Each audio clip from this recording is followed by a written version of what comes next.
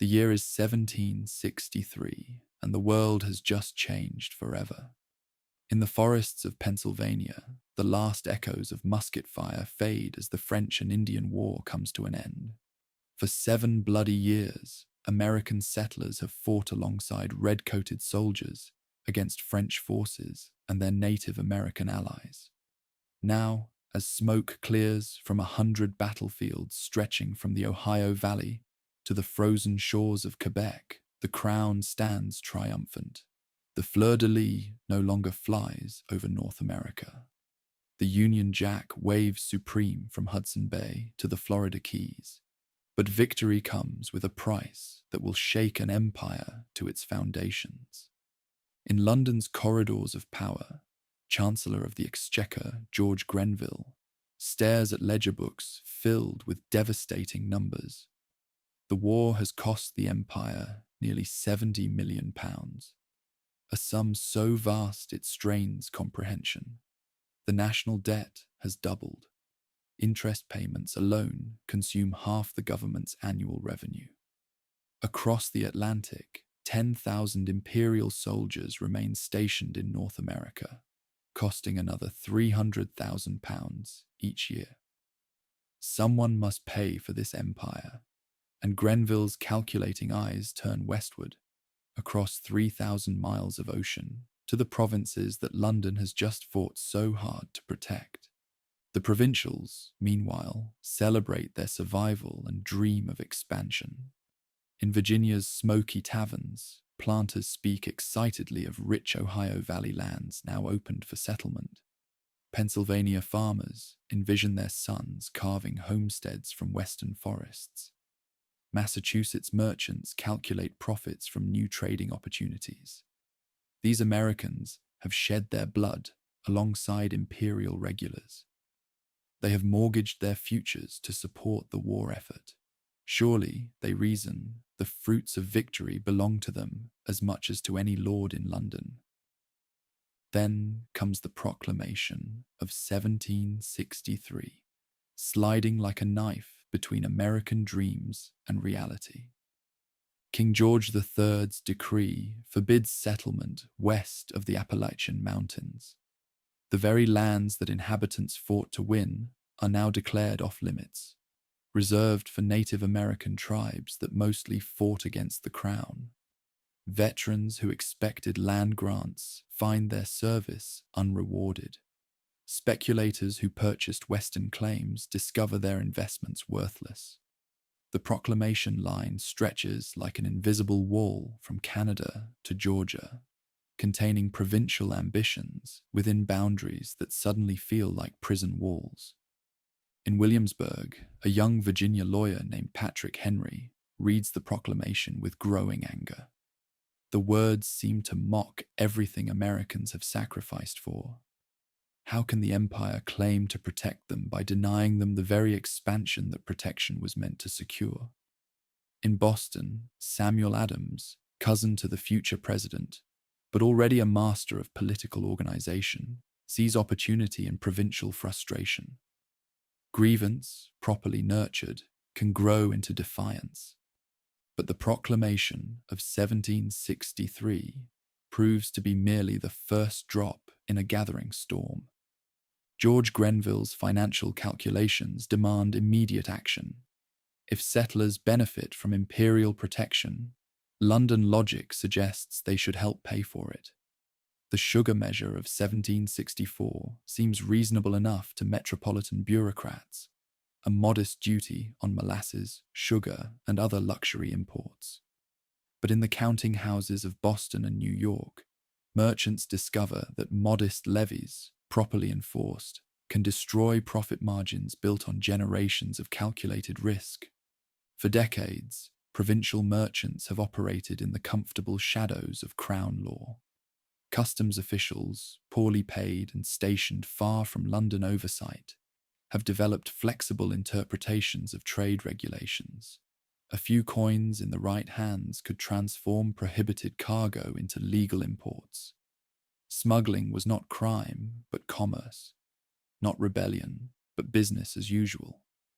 The sugar statute changes everything. Royal Naval patrols multiply. Customs enforcement becomes systematic and unforgiving. Merchants who built their fortunes on creative interpretations of trade law suddenly find themselves branded as criminals. But it is the stamp legislation of 1765 that transforms merchant complaints into popular revolution. Unlike the sugar statute, which affects primarily the commercial classes, the stamp decree touches every American life. Every newspaper must bear an official stamp. Every legal document requires government approval, purchased with imperial currency.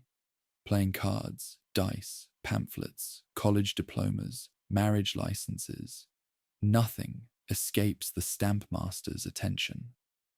For the first time, London levies reach directly into provincial pockets, demanding tribute for the simple act of living as crown subjects.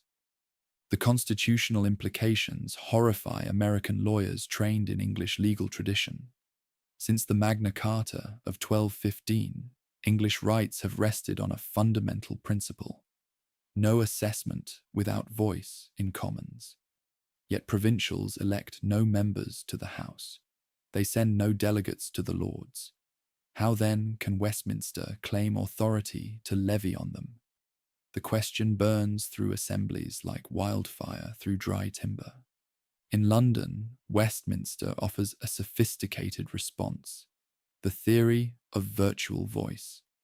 Every member of Commons, imperial politicians argue, speaks for not merely his local constituency, but the entire empire. Provincial interests are virtually voiced through members who consider the empire's broader good. Benjamin Franklin, serving as American agent in London, listens to these arguments with barely concealed contempt. Virtual voice, he observes, is about as useful as virtual food to a starving man. The stamp decree also introduces settlers to another crown innovation that will poison relationships for the next decade: the quartering measures. Imperial soldiers stationed in North America require housing, food, and supplies. Rather than burden the royal treasury, Commons simply mandates that provincial governments provide these necessities. Local authorities must furnish barracks, bedding, beer, rum, and everything else that soldiers need. When public buildings prove insufficient, private citizens must open their homes to uninvited guests in red coats. Nothing violates English rights more fundamentally than forcing free men to house soldiers in peacetime. The Third Amendment to the future US Constitution will specifically prohibit this practice. But in 1765, inhabitants lack constitutional protection against Westminster demands. Tavern keepers find their establishments commandeered. Homeowners discover that their property autonomy means nothing when weighed against military convenience. The quartering requirements transform every red-coated soldier into a symbol of provincial subjugation. Pushback begins in the shadows, but quickly moves into the light. In Boston, Samuel Adams organizes the Sons of Liberty, a name borrowed from a speech by Irish member of Commons Isaac Barre, who praised the Sons of Liberty in America. Adams understands that successful dissent requires both secrecy and publicity, both underground organization and public spectacle. The Sons of Liberty meet in private but act in public, coordinating protests that appear spontaneous while following carefully orchestrated plans. The network spreads rapidly through provincial ports. In New York, Sons of Liberty organize under Isaac Sears and Alexander McDougall. Philadelphia's radicals rally around Charles Thompson. Charleston's dissidents center on Christopher Gadsden, whose yellow flag, bearing a coiled rattlesnake and the words, "Don't tread on me," will become an enduring symbol of American defiance. Each city develops its own methods, but all share common goals: oppose imperial assessment and coordinate provincial protest. The Sons of Liberty perfect the art of political theatre. When stamp distributors accept their appointments, they find themselves confronting angry crowds that somehow materialize at exactly the right moments. Effigies hang from liberty trees in city centers, symbolic executions that promise real consequences for anyone who enforces crown law. Tar and feathers await customs officials who prove too diligent in their duties. The message spreads quickly. Collaboration with metropolitan authorities carries social and physical risks that far outweigh any financial rewards. But dissent requires more than street protests and intimidation. It demands legal justification and intellectual coherence. Provincial assemblies become laboratories for constitutional theory. In Virginia's House of Burgesses, Patrick Henry introduces resolutions that question Westminster's authority over American assessment. His words electrify listeners. If this be treason, make the most of it. Massachusetts General Court adopts similar resolutions, then calls for a stamp congress to coordinate provincial responses. 9 provinces send delegates to New York in October 1765, creating the first inter-American political body since the Albany Congress of 1754. The Stamp Congress produces documents that will echo through the next decade of constitutional crisis. The delegates carefully distinguish between Westminster's right to regulate imperial trade and its claimed authority to levy on provincial property. External duties on imports, they concede, might fall within legislative power, but internal assessments on American property violate fundamental principles of English autonomy. The distinction seems clear to provincial minds, but London politicians find it suspiciously convenient. Meanwhile, another network begins forming that will prove even more important than the Sons of Liberty, the Committees of Correspondence. Samuel Adams conceives the idea in Boston, but it spreads throughout the colonies, like arteries carrying revolutionary blood.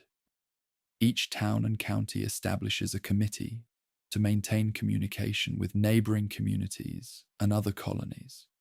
When British authorities take action in one location, word spreads rapidly through the correspondence network, allowing coordinated responses before government officials can exploit colonial isolation. The committees transform 13 separate colonial societies into something resembling a unified political community. A farmer in Georgia learns within weeks about tax protests in Massachusetts. A merchant in Philadelphia receives detailed accounts of customs enforcement in Charleston. For the first time, colonists begin to see their local grievances as part of a continental pattern of British oppression. In Virginia, the correspondence committees operate through the established social networks of the plantation elite. George Washington, though not yet committed to resistance, allows his Mount Vernon estate to serve as a meeting place for Fairfax County's committee. Thomas Jefferson, still a young lawyer building his practice, finds that correspondence committee work provides excellent preparation for the constitutional arguments that will soon consume his life. The Massachusetts committees develop a more democratic character, reflecting New England's tradition of town meetings and popular participation in local government.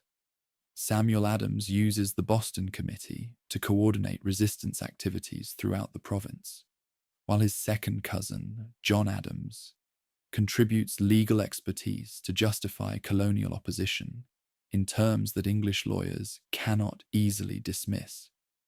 Pennsylvania's committees reflect the colony's religious and ethnic diversity. Quakers, who oppose violence on principle, struggle to balance their pacifist beliefs with growing anger at British policies.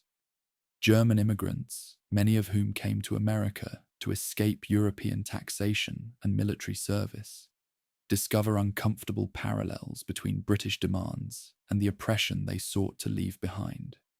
Scots-Irish settlers, already suspicious of British authority, need little encouragement to resist London's latest demands. The debate over resistance versus loyalty divides colonial society along lines that will persist throughout the revolutionary crisis. In every community, neighbours find themselves on opposite sides of arguments about parliamentary authority, colonial rights, and the proper relationship between subjects and sovereign. Colonial merchants face particularly difficult choices. Their businesses depend on British trade connections and imperial commercial networks. Many have family relationships in London or personal friendships with British politicians. Yet they also suffer most directly from new tax policies and customs enforcement. The Sugar Act and Stamp Act threaten their profits, while the Quartering Acts disrupt their operations. Merchants like John Hancock in Boston and Henry Lawrence in Charleston find themselves reluctantly drawn into resistance movements despite their preference for compromise and accommodation. Religious communities struggle with conflicting loyalties. Anglican clergy, dependent on British support and committed to royal supremacy in religious matters, generally counsel obedience to constituted authority. But Congregationalist ministers in New England, Presbyterian pastors in the Middle Colonies, and Baptist preachers throughout the South often view British policies as threats to religious liberty as well as civil rights. The Great Awakening of the 1740s has already weakened deference to established authority and strengthened beliefs in individual conscience and popular participation in religious life. These same principles easily transfer to political resistance. The question of loyalty versus liberty becomes intensely personal for thousands of colonial families. Sons argue with fathers about their obligations to the king. Wives disagree with husbands about the wisdom of resistance. Brothers find themselves on opposite sides of constitutional questions that seem abstract until they produce real consequences in daily life. As 1765 draws to a close, colonial resistance achieves its first major victory.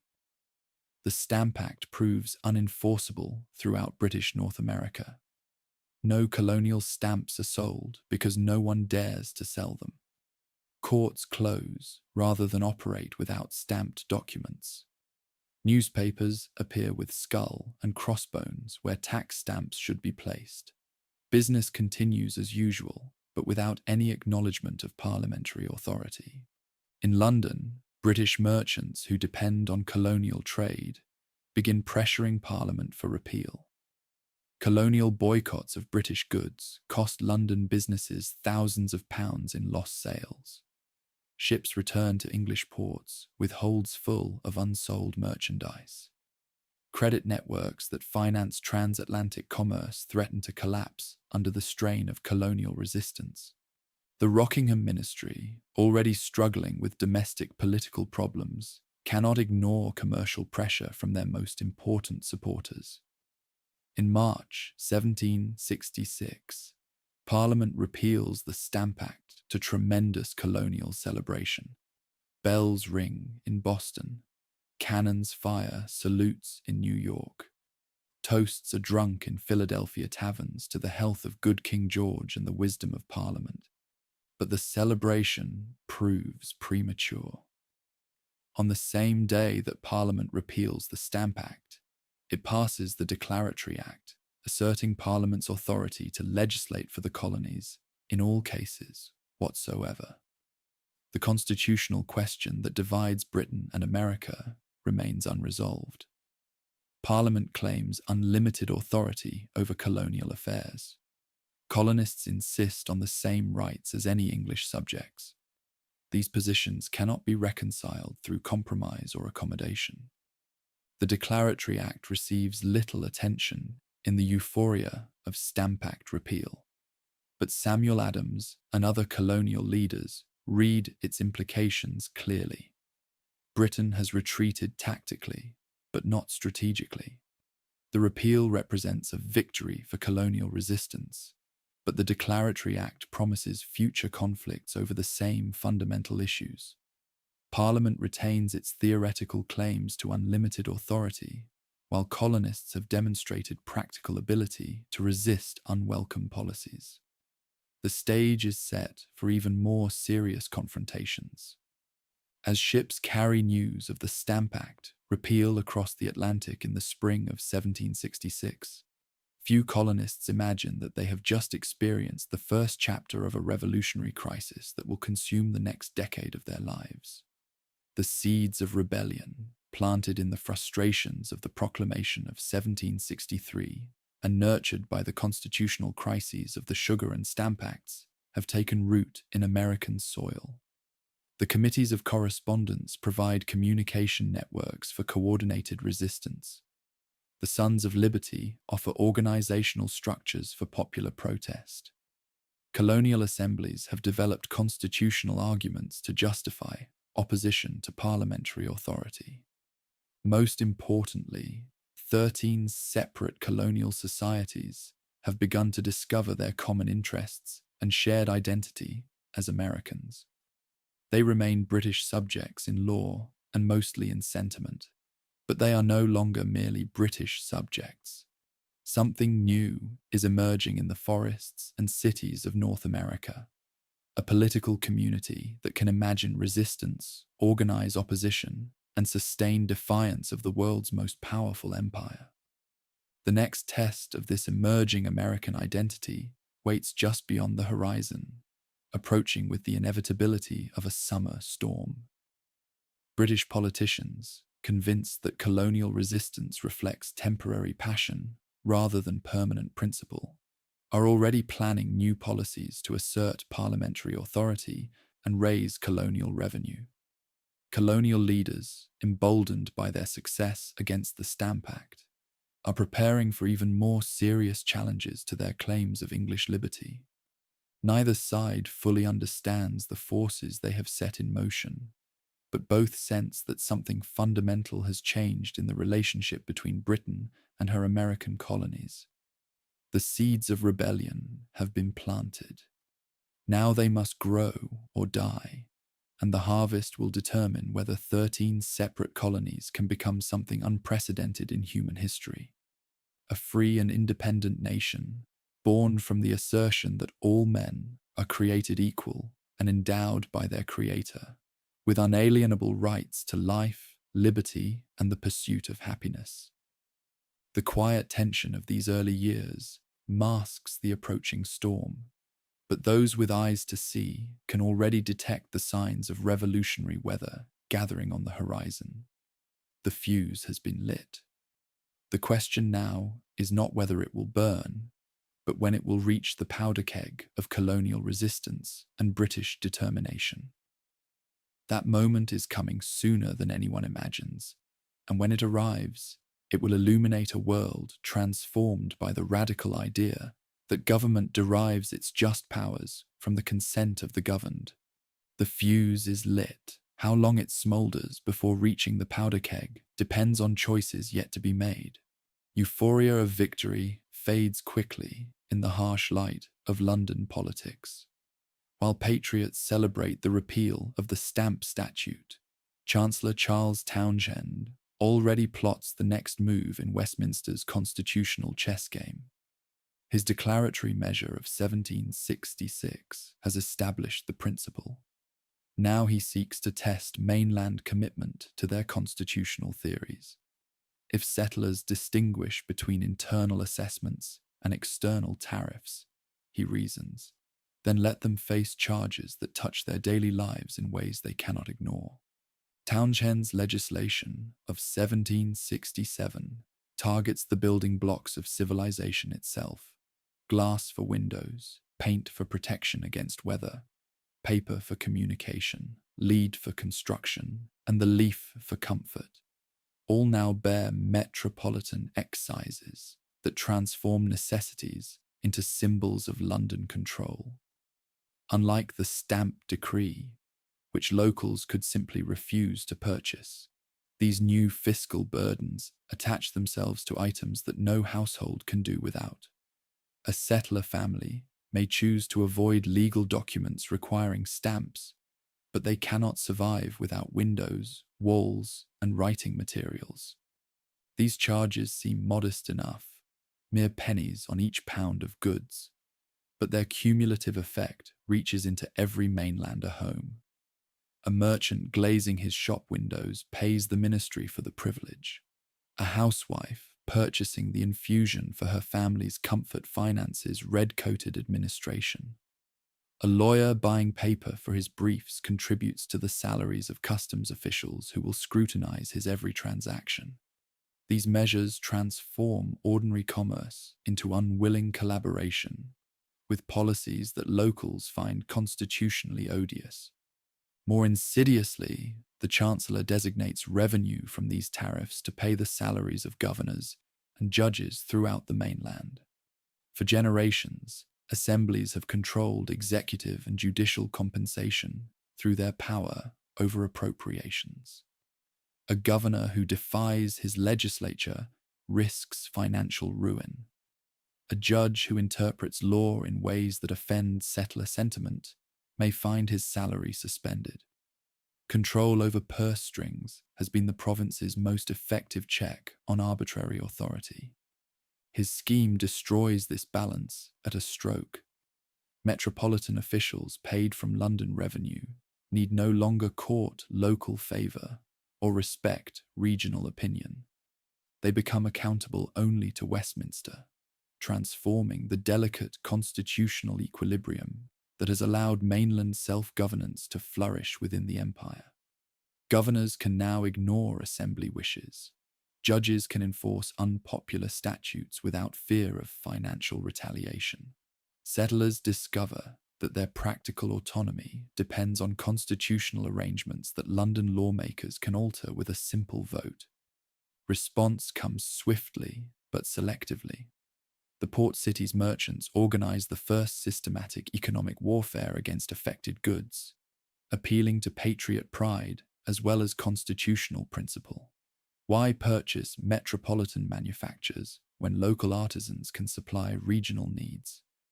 Non-importation transforms economic necessity into patriotic virtue, giving households throughout the continent a way to participate in constitutional struggle without attending rallies or joining organizations. Economic warfare spreads through networks already established during the stamp crisis. Committees of correspondence carry news of Massachusetts capital actions to ports throughout the continent. New York merchants, initially reluctant to sacrifice profitable trade relationships, gradually join the movement as customer pressure mounts. Philadelphia's Quaker traders, torn between pacifist principles and commercial interests, develop creative compromises that allow participation without violence. Charleston's rice planters, less dependent on imported goods than northern neighbors, nevertheless embrace economic warfare as a gesture of intercolonial solidarity. Women emerge as crucial participants in this commercial struggle. Household purchasing decisions, traditionally female responsibilities, become political statements with continental implications. Daughters of Liberty organize spinning circles that transform cloth production into patriotic spectacle. Ladies who once prided themselves on fashionable London imports now compete to wear the plainest homespun garments. Previously centers of feminine social life, drawing rooms stand transformed as hostesses serve local herbs rather than the imported leaf. Domestic transformations ripple through settler society in unexpected ways. Local manufactures, previously scorned as inferior to metropolitan products, gain new respect and market share. Regional artisans find themselves overwhelmed with orders from customers who previously preferred imported goods. Economic refusal inadvertently nurtures domestic industry that will prove crucial during the coming years of commercial disruption. But financial pressure moves too slowly for some mainlander tempers. In the town on the Charles, where Westminster officials concentrate and enforcement proves most vigorous, daily friction between locals and customs collectors escalates into something approaching warfare. Revenue officers, armed with broad search powers and backed by London authority, ransack warehouses and private homes seeking evidence of smuggling. Merchants who built their fortunes on creative interpretations of trade regulations now face systematic persecution that threatens their livelihoods and social standing. John Hancock's sloop Liberty seizure in June 1768 crystallizes these tensions into open confrontation. Customs officials impound the vessel on suspicion of wine smuggling, triggering riots that force ministry officers to flee to Castle William in the harbour. Popular fury reflects not merely sympathy for Hancock, one of the city's wealthiest merchants, but rage at enforcement methods that violate traditional English protections against arbitrary searches and seizures. Governor Francis Bernard responds by requesting military reinforcement from General Thomas Gage in New York. Red-coated regiments arriving in the port city during October 1768 transform constitutional dispute into military occupation. For the first time since 1689, Westminster troops patrol the streets of a major mainland city, not to repel foreign invasion, but to suppress domestic dissent. Soldiers drilling on the common, while citizens go about their daily business, creates an atmosphere of perpetual crisis that poisons relationships between locals and London authorities. Military presence proves counterproductive from the moment the 1st Regiment disembarks.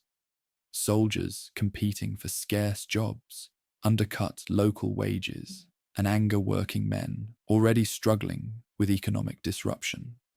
Off-duty troops drinking in taverns clash with customers who view them as symbols of oppression.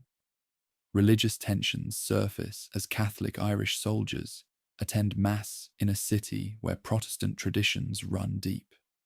Every interaction between military and civilian populations carries potential for escalation that could transform constitutional crisis into violent rebellion. Samuel Adams understands that martyrdom serves political purposes better than mere argument.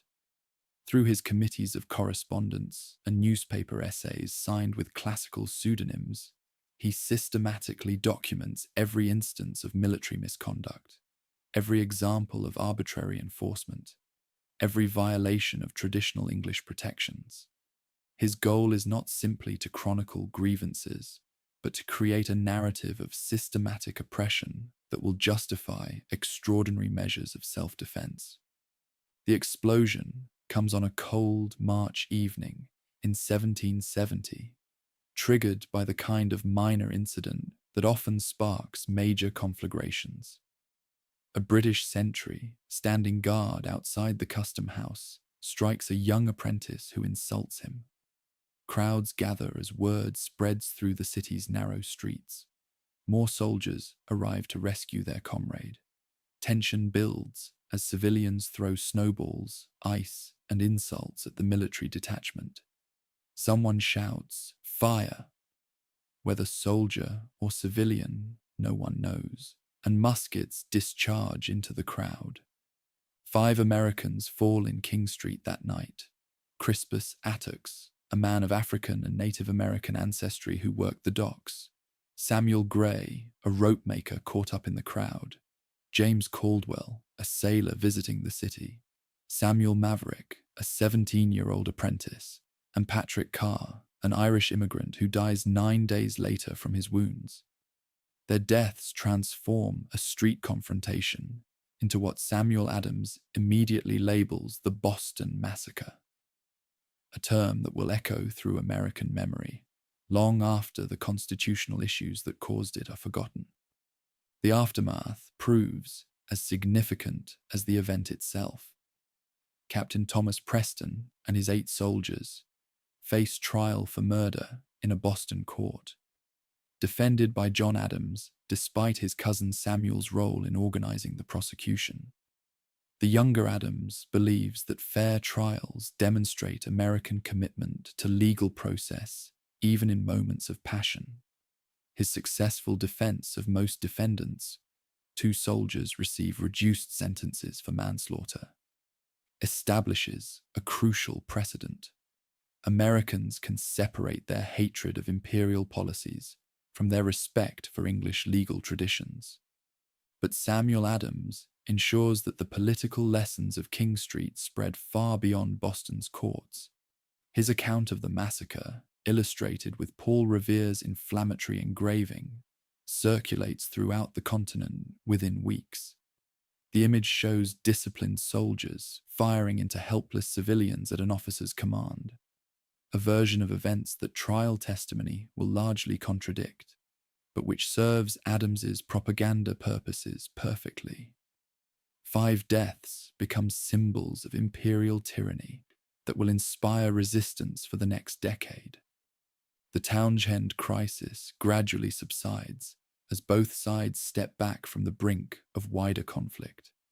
London lawmakers, shaken by American economic pressure and domestic political changes, repeal most of the offensive duties in April 1770. Only the levy on tea remains, preserved as a symbol of Westminster's constitutional authority, while eliminating the commercial disruption that threatened imperial trade relationships. Many Americans view this partial repeal as victory enough, similar to their triumph over the stamp statute 4 years earlier. But Samuel Adams and other radical organizers understand that the fundamental constitutional issues remain unresolved. The tea duty, however small, still represents the principle of assessment without voice that Americans find constitutionally intolerable. More importantly, the Townshend crisis has demonstrated that partial victories can dissolve popular enthusiasm for resistance, just when sustained pressure might achieve complete success. The next confrontation must be different, more focused, more dramatic, and more difficult for moderate Americans to ignore or compromise away. The opportunity emerges from an unexpected source: imperial bureaucrats trying to solve administrative problems rather than constitutional crises. The East India Company, crown jewel of London's commercial empire, teeters on the edge of bankruptcy by 1773. Years of mismanagement in India, costly territorial acquisitions, and competition from private merchants have left the company with massive debts and £17 million of unsold tea rotting in London warehouses.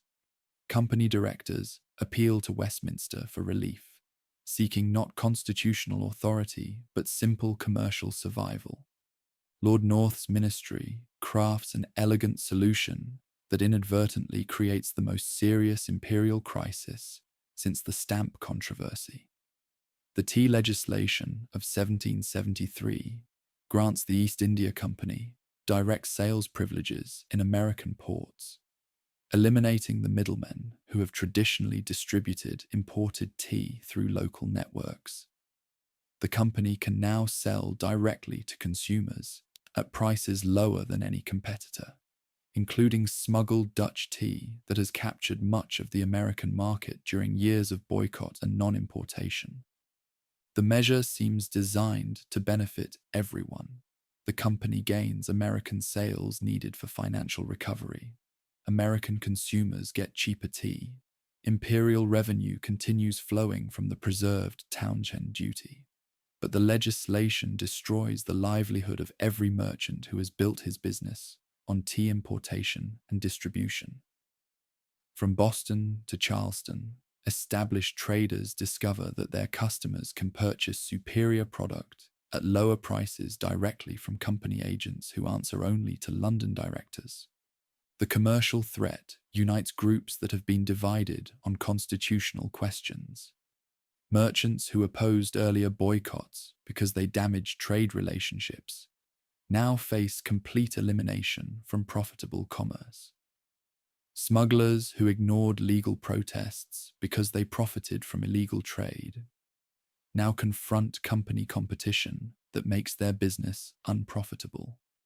Even moderate Americans who supported partial reconciliation with imperial authorities cannot ignore legislation that threatens their economic survival while rewarding their constitutional opponents. More ominously, the Tea Statute establishes a precedent for imperial monopolies that could extend to any branch of American commerce.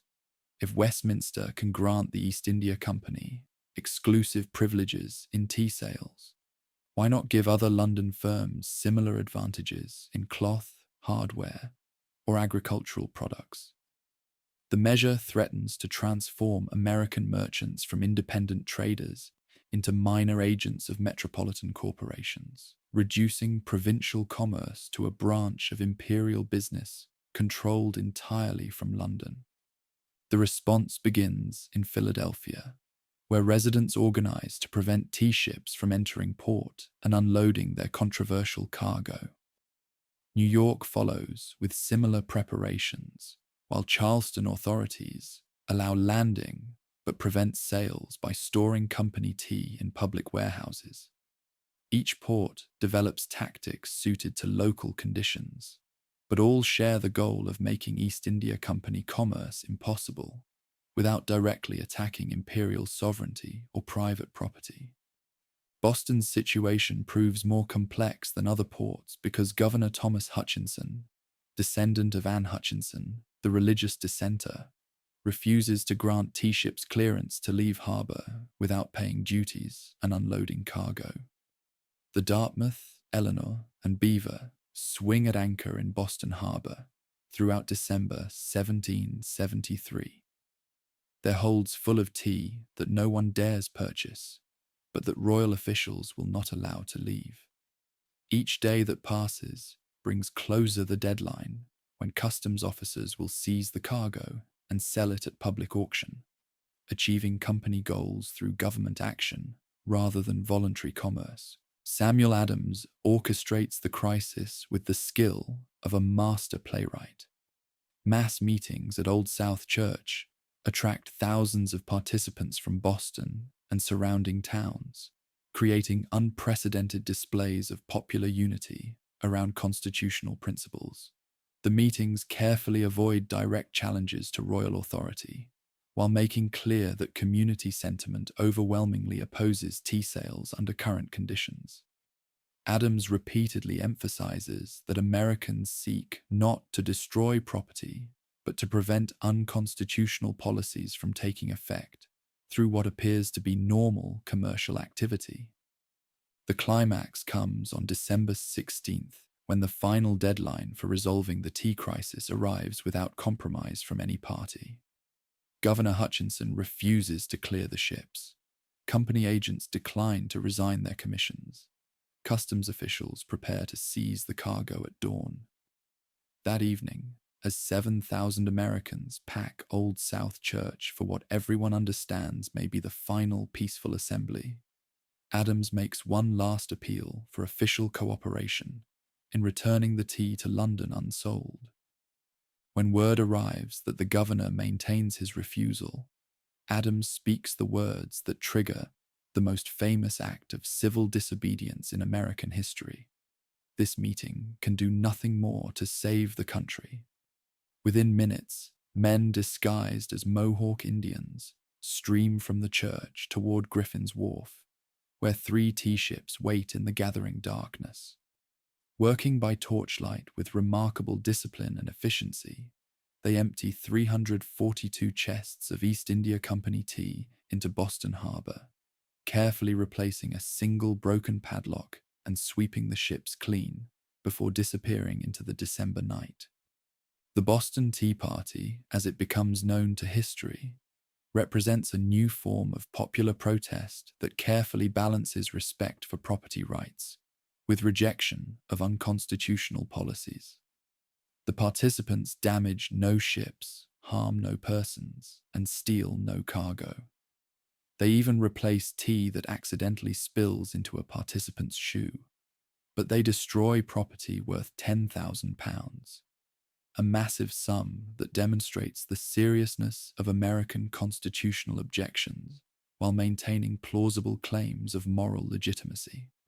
News of Boston's tea destruction spreads rapidly through the committees of correspondence, triggering celebrations in some ports and anxious discussions in others. American leaders understand that they have crossed a line from which retreat may prove impossible. Previous resistance efforts could be characterized as defensive responses to unconstitutional innovations. The tea destruction represents offensive action against established imperial authority, justified only by higher law, claims that London officials will certainly reject. The imperial response exceeds even Samuel Adams' expectations for severity and scope. Lord North's ministry, convinced that American resistance reflects temporary passion rather than permanent principle, decides to make an example of Massachusetts that will deter similar actions elsewhere. The coercive legislation of 1774 immediately branded the intolerable measures by American propagandists, targets Boston specifically, but carries implications for all provincial communities that might consider following Massachusetts's example. The Boston Port Statute closes the harbor to all commerce until the destroyed tea is paid for and customs officers are compensated for their troubles. The Massachusetts government measure revokes the province's charter, placing appointment of council members and local officials under royal control, while severely restricting town meetings that have been the foundation of New England's self-governance. The Administration of Justice statute allows royal officials charged with capital crimes to be tried in England, rather than provincial courts, effectively granting immunity to imperial officers who might use deadly force against American protesters. The Quebec legislation, though not technically part of the coercive measures, arrives simultaneously and amplifies their threatening implications. The statute extends Quebec's boundaries south to the Ohio River, incorporating vast territories that Americans consider their natural inheritance from victory in the French and Indian War. More alarmingly, it establishes French civil law and Roman Catholic religious privileges throughout this expanded Quebec, terrifying Protestant Americans who view Catholicism as inherently hostile to English liberties and representative government. The coercive measures achieve the opposite of their intended effect. Instead of isolating Massachusetts as an example of the costs of resistance, they unite previously divided Americans around the principle that imperial authority directed against one province threatens the rights of all. If Westminster can revoke Massachusetts's charter, why not Pennsylvania's or Virginia's? If royal officials can escape local justice by fleeing to England, what protection do any Americans have against arbitrary authority? The measures transform a local dispute over tea sales into a continental crisis over the fundamental nature of imperial governance. The response emerges through the same networks that have coordinated resistance since the stamp crisis, but with new urgency and broader participation. The First Continental Congress convenes in Philadelphia during September 1774, bringing together delegates from 12 provinces. Georgia abstains, unwilling to jeopardize imperial support for its conflicts with Native American tribes. For 7 weeks, 56 of America's most experienced political leaders debate questions that will determine whether constitutional disagreements can be resolved within existing imperial structures, or require fundamental changes in the relationship between Britain and her American provinces. The Congress carefully balances radical demands for immediate resistance with moderate hopes for eventual reconciliation. The Continental Association establishes comprehensive non-importation, non-exportation, and non-consumption agreements that will pressure London through economic warfare while avoiding direct challenges to imperial sovereignty. Local committees throughout the continent will enforce these agreements, creating shadow governments that exercise authority parallel to but separate from royal administration. More significantly, the Congress asserts American rights in language that moves beyond specific grievances toward general principles of governance. The Declaration of Rights claims for Americans all the liberties enjoyed by residents of Great Britain, including trial by jury, protection against arbitrary searches, and consent to taxation through elected representatives. The claims rest not merely on English legal precedent, but on natural law principles that apply to all human societies, regardless of particular historical circumstances. The Continental Association proves remarkably effective in mobilizing popular support for resistance while maintaining the appearance of peaceful protest. Local committees spring up in hundreds of communities, creating networks of political participation that extend far beyond traditional leadership groups.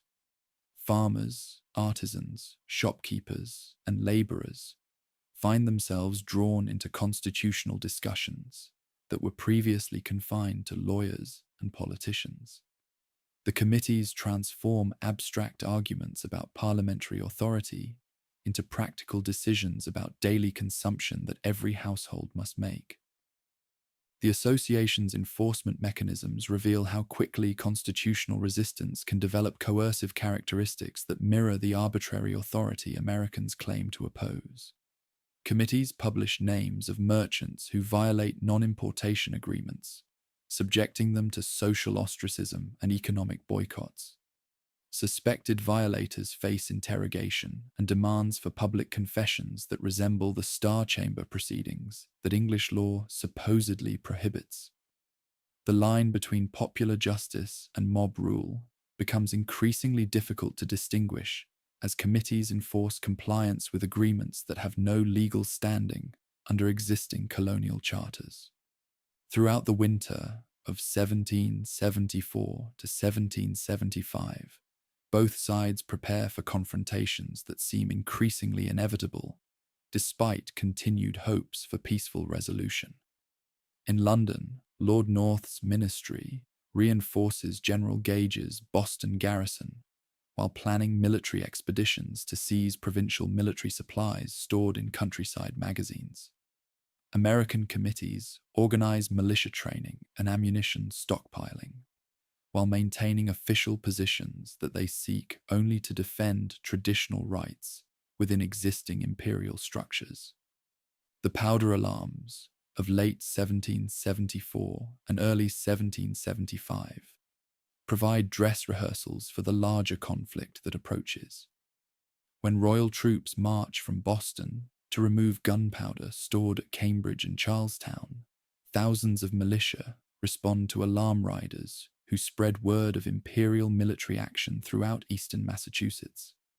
The soldiers complete their missions without firing shots, but the popular response demonstrates that Americans can mobilize armed resistance faster than royal officials anticipated, and in larger numbers than imperial forces can immediately counter.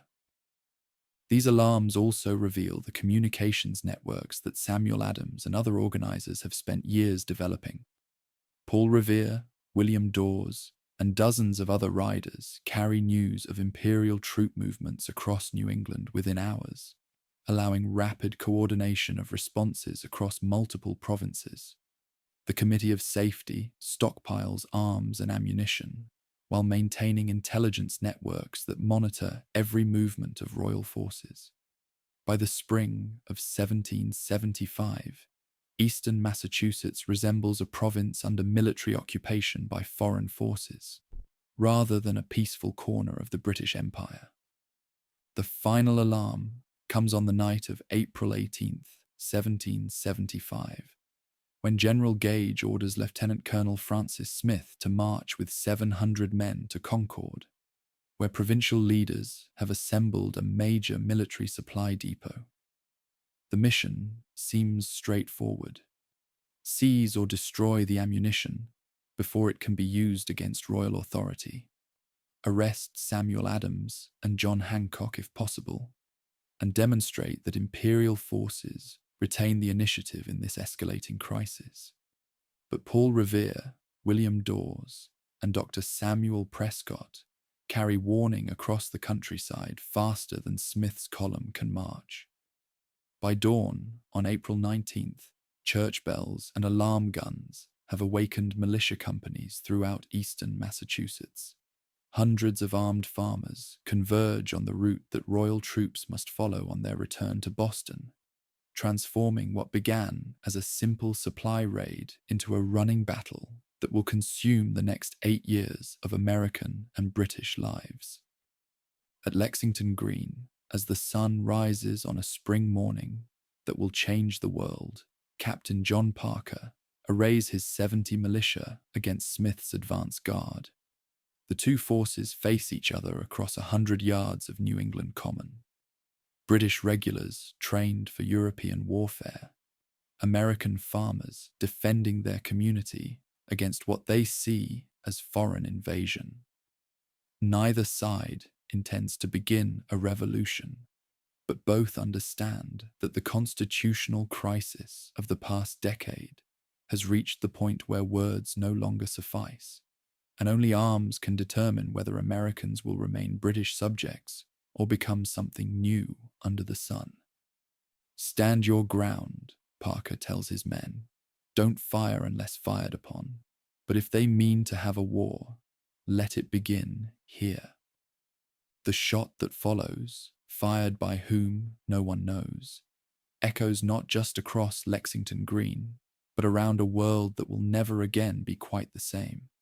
The age of revolution has begun, and its first battlefield lies in a small New England town, where farmers have decided that some things matter more than peace, more than prosperity, more than life itself. The long argument over imperial authority and provincial rights has ended. Now comes 8 years of war to determine whether the ideas that Americans have been discussing in assemblies and committees can survive the test of battle against the world's most powerful empire. The road to revolution, paved with good intentions and constitutional theories, has led to this moment when theory must give way to practice and arguments must yield to action. Everything that follows will be different, more dangerous, more costly, more uncertain, but also more decisive. The question is no longer whether Americans can remain loyal British subjects while maintaining their traditional rights.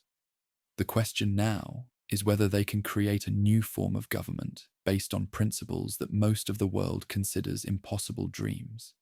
That all men are created equal, that governments derive their just powers from the consent of the governed, and that people have not only the right, but the duty to alter or abolish governments that become destructive of the ends for which they were instituted.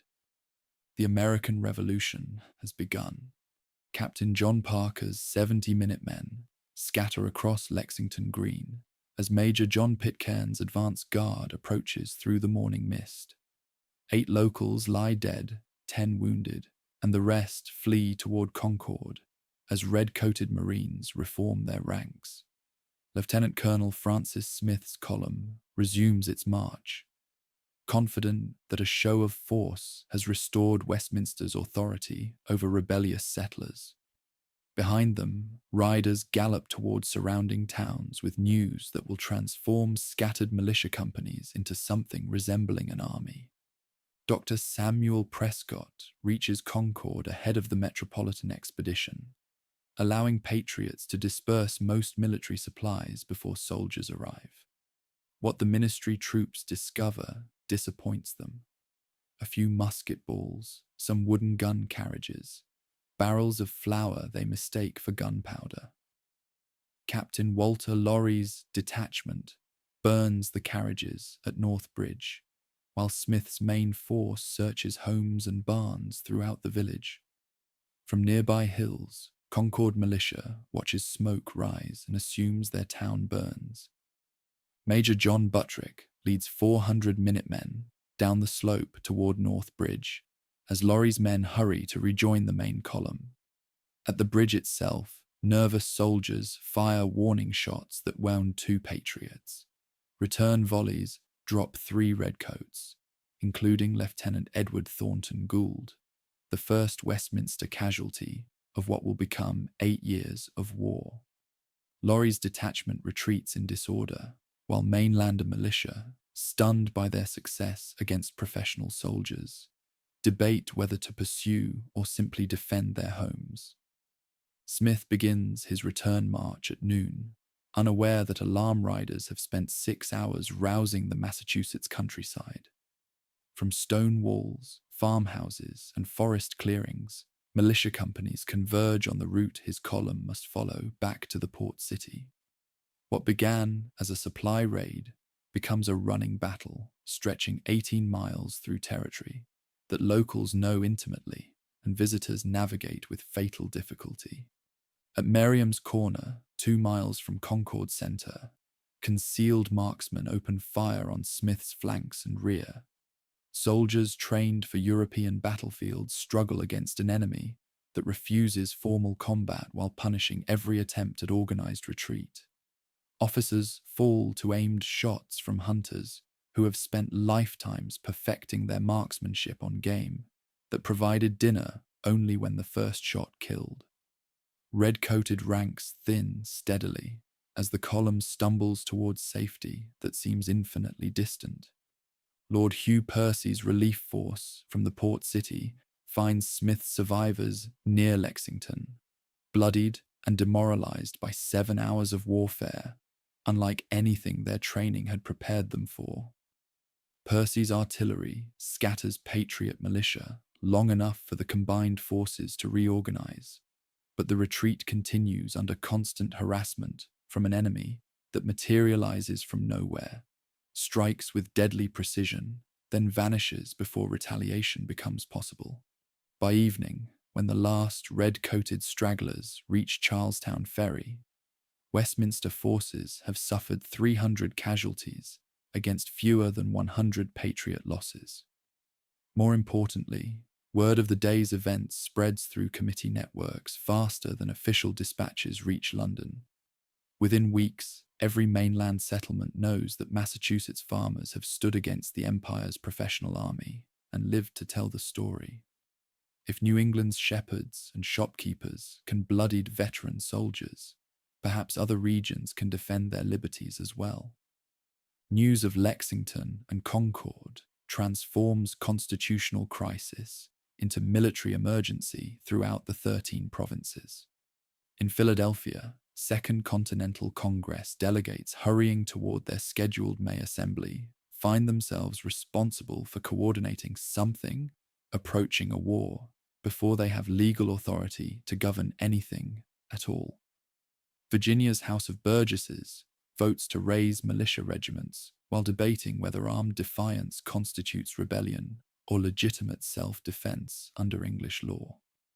Connecticut patriots, led by Benedict Arnold and Ethan Allen, seize Fort Ticonderoga on Lake Champlain before London officials even learn of the fighting in Massachusetts. Their dawn assault on May 10th captures the fortress without casualties, securing badly needed artillery while demonstrating that coordinated action between neighboring provinces remains possible despite the absence of formal military alliance. Allen's demand that the sleeping commander surrender in the name of the Great Jehovah and the Continental Congress suggests that insurgent leaders have begun thinking in continental rather than merely provincial terms. Arnold, frustrated by Allen's theatrical leadership of the Ticonderoga expedition, continues north with a small force to capture Crown Point and St. Jean, extending Patriot control over the crucial Lake Champlain corridor that connects Canada to the Hudson Valley. His aggressive initiatives reveal both the opportunities and dangers facing insurgent forces. While successful surprise attacks can yield significant strategic advantages, they also escalate conflicts beyond the point where peaceful resolution remains achievable. Meanwhile, in the town on the Charles, 15,000 New England militia surround General Thomas Gage's garrison, like an angry sea containing a single embattled island. The siege of the port city begins almost accidentally, as local companies that responded to April's alarms simply refuse to go home, while red-coated soldiers occupy their regional capital. What starts as spontaneous protest gradually develops into systematic military investment that traps 4,000 Westminster troops in a city they supposedly control. Artemus Ward of Massachusetts assumes overall command of this improvised army, though his authority rests on little more than seniority and general consent among militia officers who recognize the need for coordination while jealously guarding their company's independence. Connecticut and Rhode Island regiments arrive to reinforce the siege, bringing different traditions of military organization that complicate efforts to establish unified command structures. Each province's forces operate according to familiar patterns, while slowly learning to cooperate with neighbors whose methods sometimes seem foreign. Gage faces impossible choices within his increasingly isolated garrison. Aggressive action against the surrounding militia might break the siege, but would certainly escalate the conflict beyond any possibility of peaceful resolution. Defensive preparations suggest weakness, while consuming supplies that cannot easily be replaced.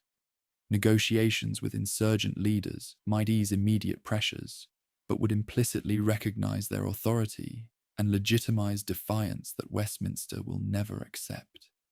Second Continental Congress convenes in Philadelphia's State House on May 10th, while these military confrontations unfold 300 miles to the northeast. Delegates from 12 provinces, Georgia still hesitates to jeopardize London's support for its frontier conflicts, face questions that exceed their instructions and challenge their assumptions about proper relationships between colonies and mother country. How can they support Massachusetts while maintaining loyalty to the crown?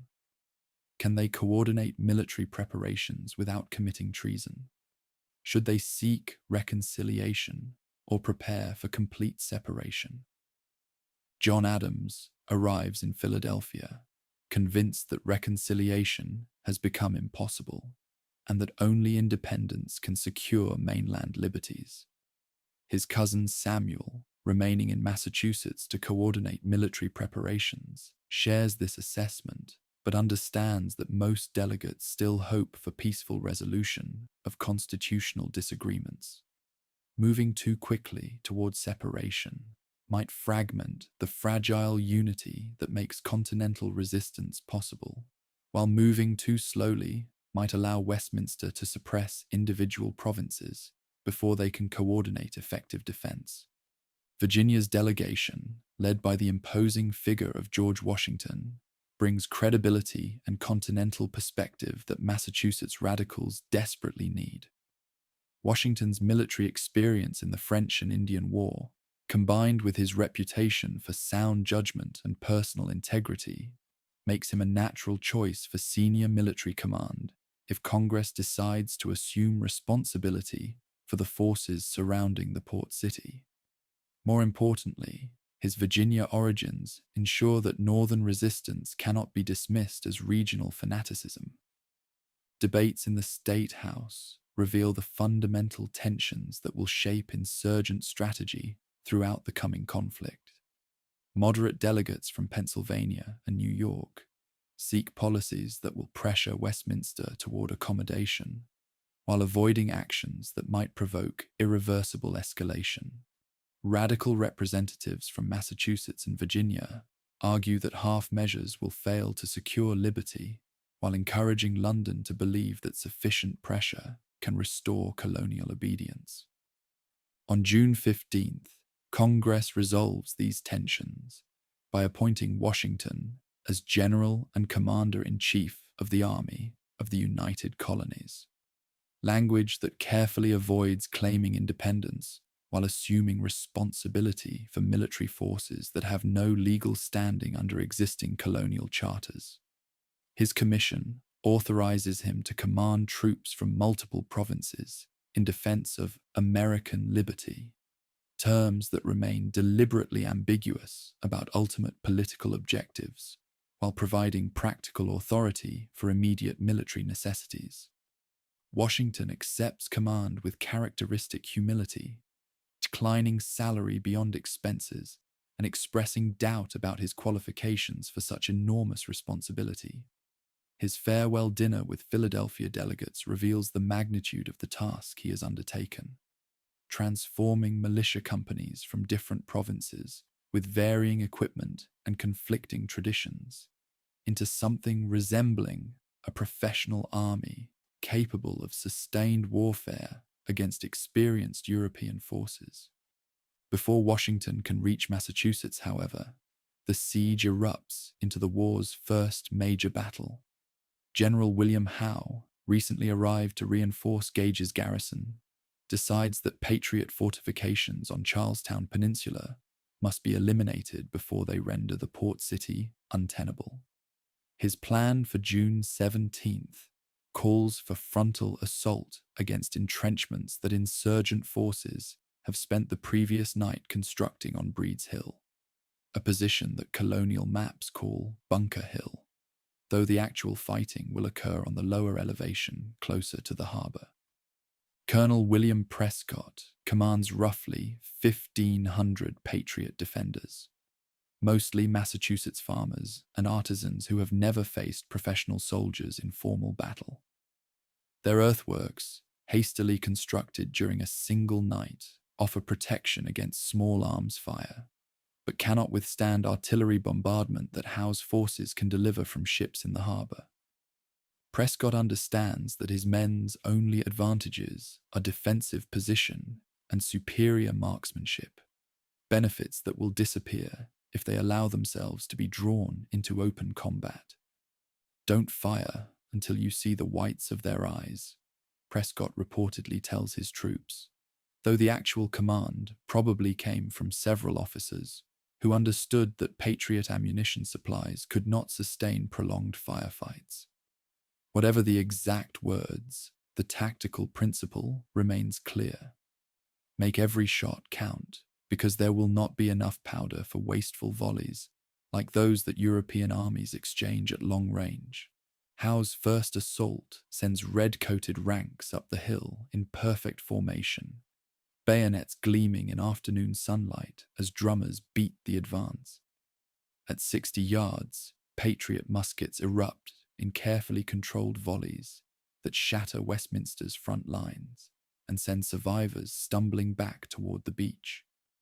Bodies in red uniforms litter the slope like autumn leaves after a sudden storm, while insurgent defenders reload and wait for the next attack they know must come. A second assault produces similar results, with colonial marksmen again waiting until metropolitan soldiers reach close range before delivering devastating fire that breaks another charge before it can reach the earthworks. Howe's officers begin to question whether any number of frontal attacks can succeed against defenders who shoot with such deadly accuracy from protected positions. Some suggest flanking movements or artillery preparation that might reduce Patriot advantages. But Howe insists that one more direct assault will surely carry the position. His third attack succeeds only because insurgent ammunition finally runs out after hours of sustained combat. Patriots fight with clubbed muskets, stones, and bare hands as red-coated soldiers finally reach their earthworks, but weight of numbers and professional training eventually prevail. Prescott orders retreat when further resistance becomes impossible, allowing his surviving troops to escape across Charlestown Neck, while Howe's battered forces claim possession of empty fortifications that have cost them over 1,000 casualties. Bunker Hill proves that mainland farmers and artisans can stand against the world's most professional army if they choose their ground carefully and fight with discipline equal to their patriotic enthusiasm. But the engagement also demonstrates the severe limitations facing insurgent forces: ammunition shortages, inadequate artillery, and command structures too informal for sustained operations against experienced enemies. Most soberly, retreat under fire requires training that militia companies have never received and cannot improvise under battlefield conditions. Washington reaches Cambridge 2 weeks after the battle to find an army that exists more in congressional imagination than military reality.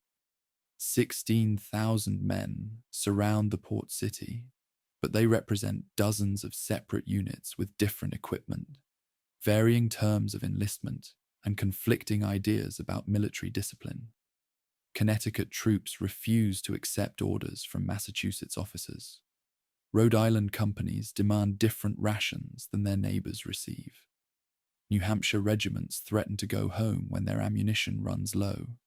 Creating unity from this diversity challenges Washington's diplomatic skills as much as his military experience. He must persuade men who consider themselves equals to accept hierarchical command structures that contradict their civilian assumptions about authority and consent. Provincial soldiers who elected their officers resist orders from commanders they did not choose. Farmers accustomed to seasonal rhythms cannot understand why military service requires year-round commitment regardless of harvest schedules. Gradually, through personal example and careful attention to individual concerns, Washington begins molding his heterogeneous command into something approaching a continental army. Daily drills transform civilian militias into disciplined units capable of coordinated maneuvers. Standardized equipment and uniforms create visual symbols of unity that help soldiers think beyond provincial boundaries. Most importantly, shared hardships and common dangers forge bonds between men from different regions who discover they can trust neighbors they previously knew only by reputation. While Washington organizes his army, Congress debates whether to seek reconciliation or prepare for complete separation from the empire. The Olive Branch Petition, drafted by John Dickinson and approved in July, represents moderate delegates' final attempt to restore harmony through direct appeal to King George III. The document acknowledges attachment to Your Majesty's person, family, and government, while requesting royal intervention to prevent further effusion of blood through parliamentary policies that violate traditional English liberties. But even as Congress approves this conciliatory gesture, it also issues a declaration of causes of taking up arms that adopts much more militant language. Thomas Jefferson and Dickinson's joint composition asserts that Americans are resolved to die freemen rather than live slaves, while stopping just short of declaring independence. The document warns that insurgent forces will fight until terms of peace shall be agreed upon, that secure colonial rights within the empire or permit honorable separation from it. King George's response eliminates any remaining hopes for peaceful resolution. The Proclamation of Rebellion, issued in August, declares the provinces in open and avowed rebellion, and authorizes military force to restore imperial authority. More ominously, the ministry begins recruiting German mercenaries to reinforce Westminster troops already in America, suggesting that London views this conflict as a foreign war rather than a domestic dispute requiring careful political management. News of Hessian recruitment reaches the mainland by autumn, hardening attitudes among moderates who previously supported reconciliation efforts. If the crown treats loyal subjects like foreign enemies, why should those subjects maintain loyalty to a sovereign who denies their legitimate claims? German soldiers fighting in America will serve foreign interests rather than defending English liberties, making this struggle between competing visions of constitutional government rather than merely between authority and resistance. Congressional response comes through Thomas Paine's pamphlet, Common Sense, published in January 1776, with the implicit blessing of radical delegates who understand that popular opinion must be prepared for the independence they increasingly view as inevitable. Paine's plain language reaches audiences beyond the educated elites who have dominated political discourse, explaining complex constitutional arguments in terms that farmers, artisans, and laborers can easily understand. Society in every state is a blessing, but government, even in its best state, is but a necessary evil, Paine writes, attacking not merely particular policies, but the entire principle of hereditary monarchy that places fallible human beings in positions of unlimited authority over their fellow creatures. His argument proceeds from philosophical first principles to practical considerations, demonstrating why American independence serves both justice and expediency, while reconciliation benefits neither the mainland nor the mother country. Common Sense sells 120,000 copies within 3 months of publication, reaching readers in every province and social class. Paine donates his profits to support continental military preparations, making his pamphlet a contribution to the cause as well as an argument for it. More importantly, his essay transforms the language of political debate from constitutional technicalities about parliamentary authority to fundamental questions about human nature, social organization, and the proper basis for governmental legitimacy. By spring 1776, military events have outpaced political discussions that once seemed urgent but now appear increasingly irrelevant. Washington's army has forced Westminster troops to evacuate the port city, demonstrating that continental forces can achieve strategic objectives despite their obvious limitations. The failed invasion of Canada has shown that patriot ambitions extend beyond mere defensive measures to include offensive operations aimed at securing territorial advantages. Both sides have committed resources and shed blood in quantities that make peaceful reconciliation difficult to imagine.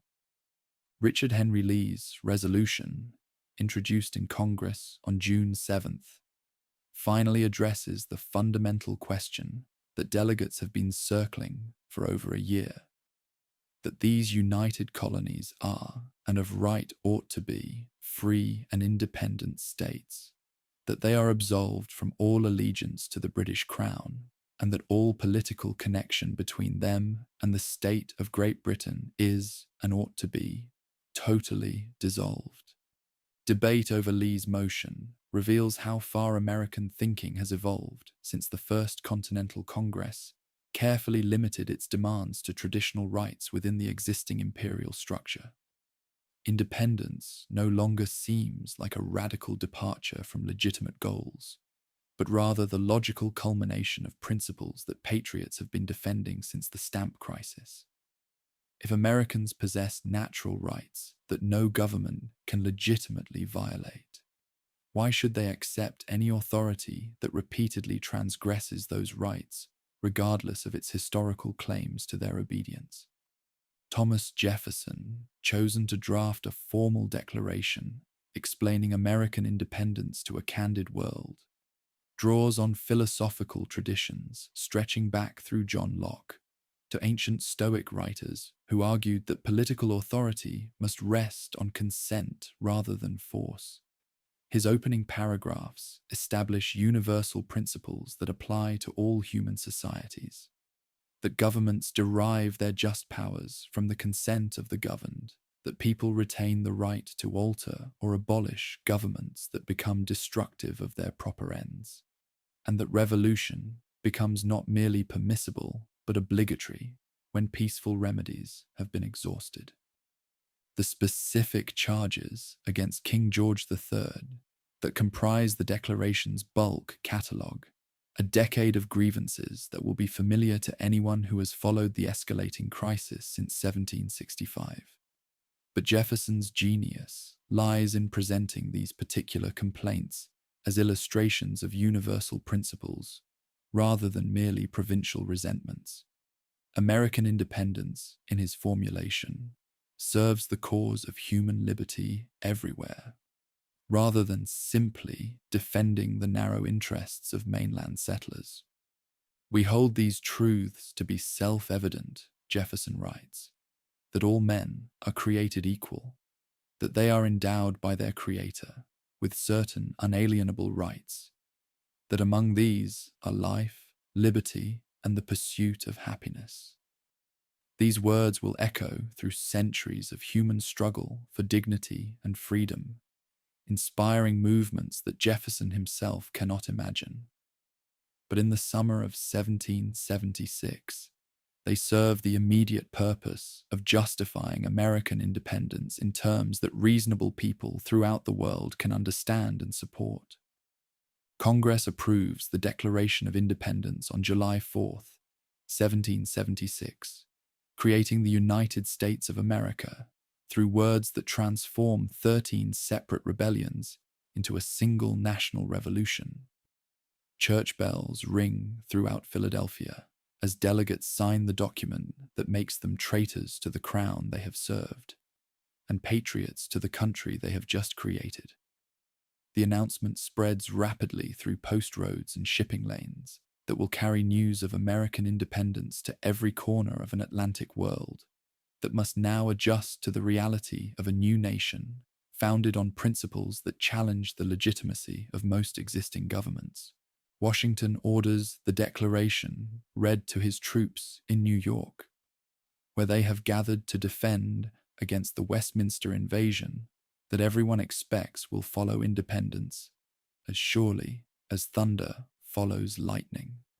Soldiers cheer the words that give meaning to their sacrifices, while officers contemplate the enormous task of defending a newborn republic against enemies who command the world's most powerful military forces. The United States exists in law and aspiration, but it must still prove itself worthy of survival in the harsh realm where nations live or die according to their ability to defend their claims with force of arms. Independence transforms everything and nothing.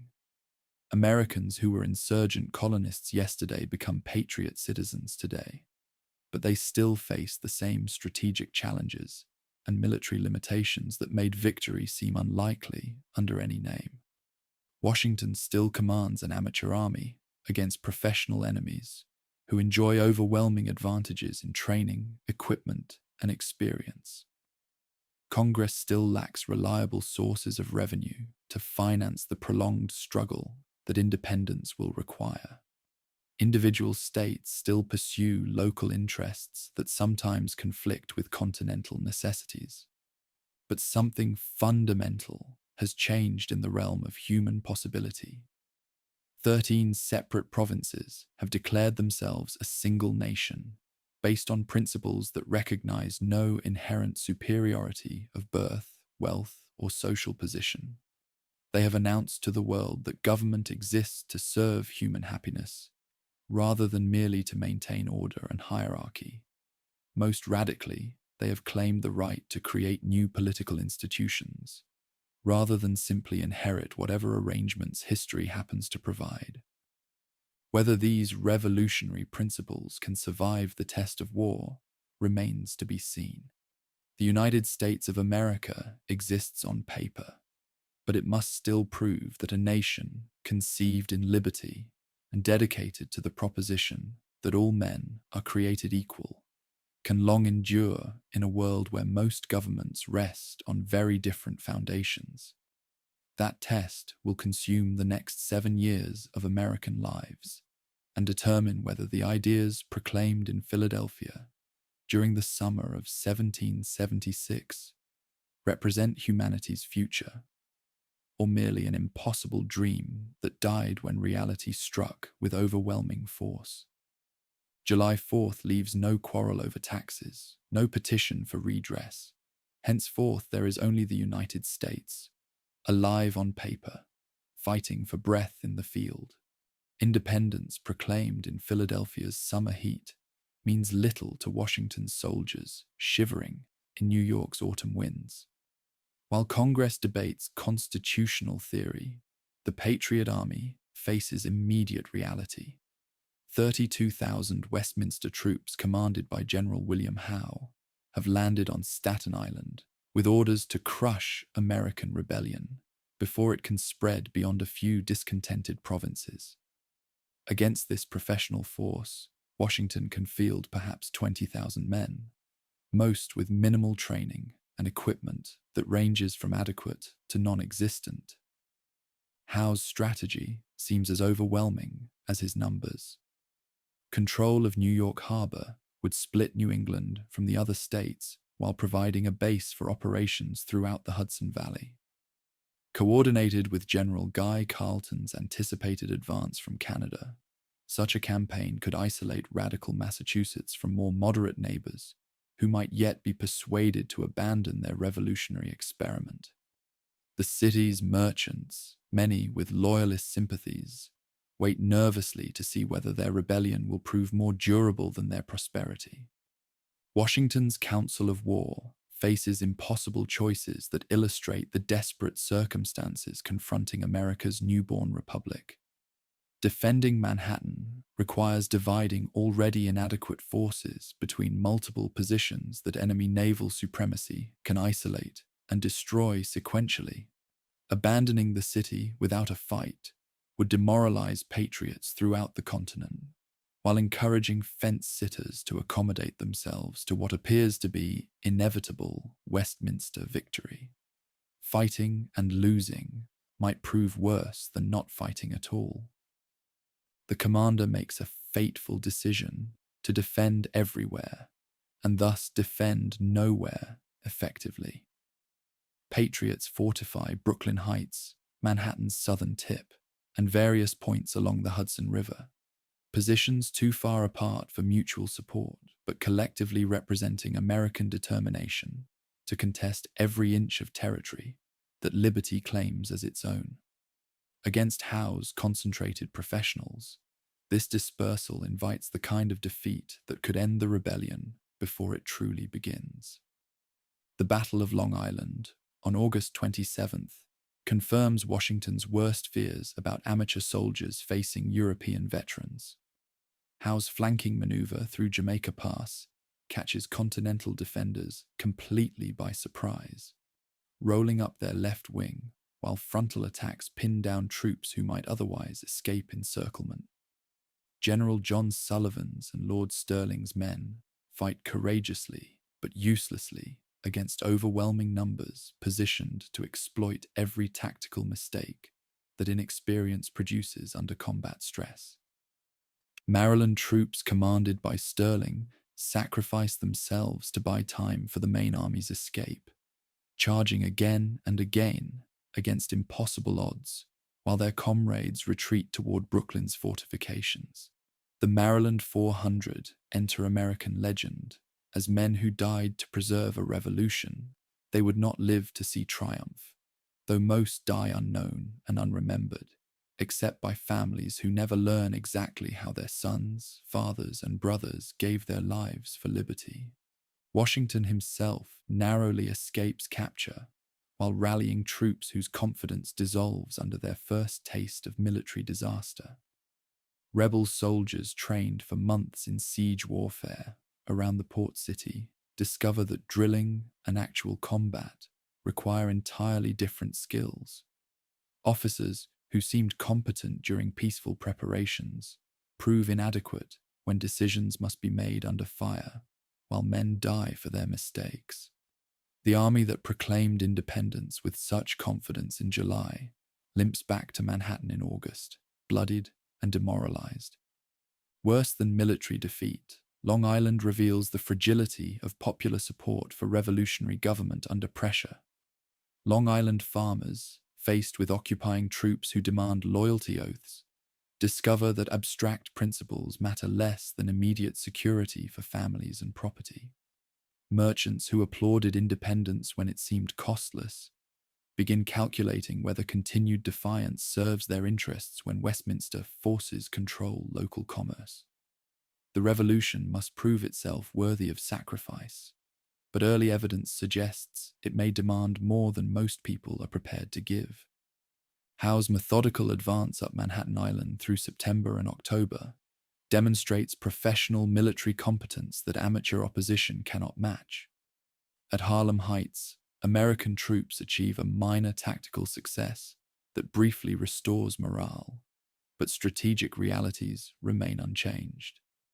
Westminster forces control the rivers, possess overwhelming numerical superiority, and can choose when and where to fight battles that American commanders must accept or abandon their positions entirely. Fort Washington's surrender in November epitomizes the disasters that follow when Republican enthusiasts confront imperial professionals.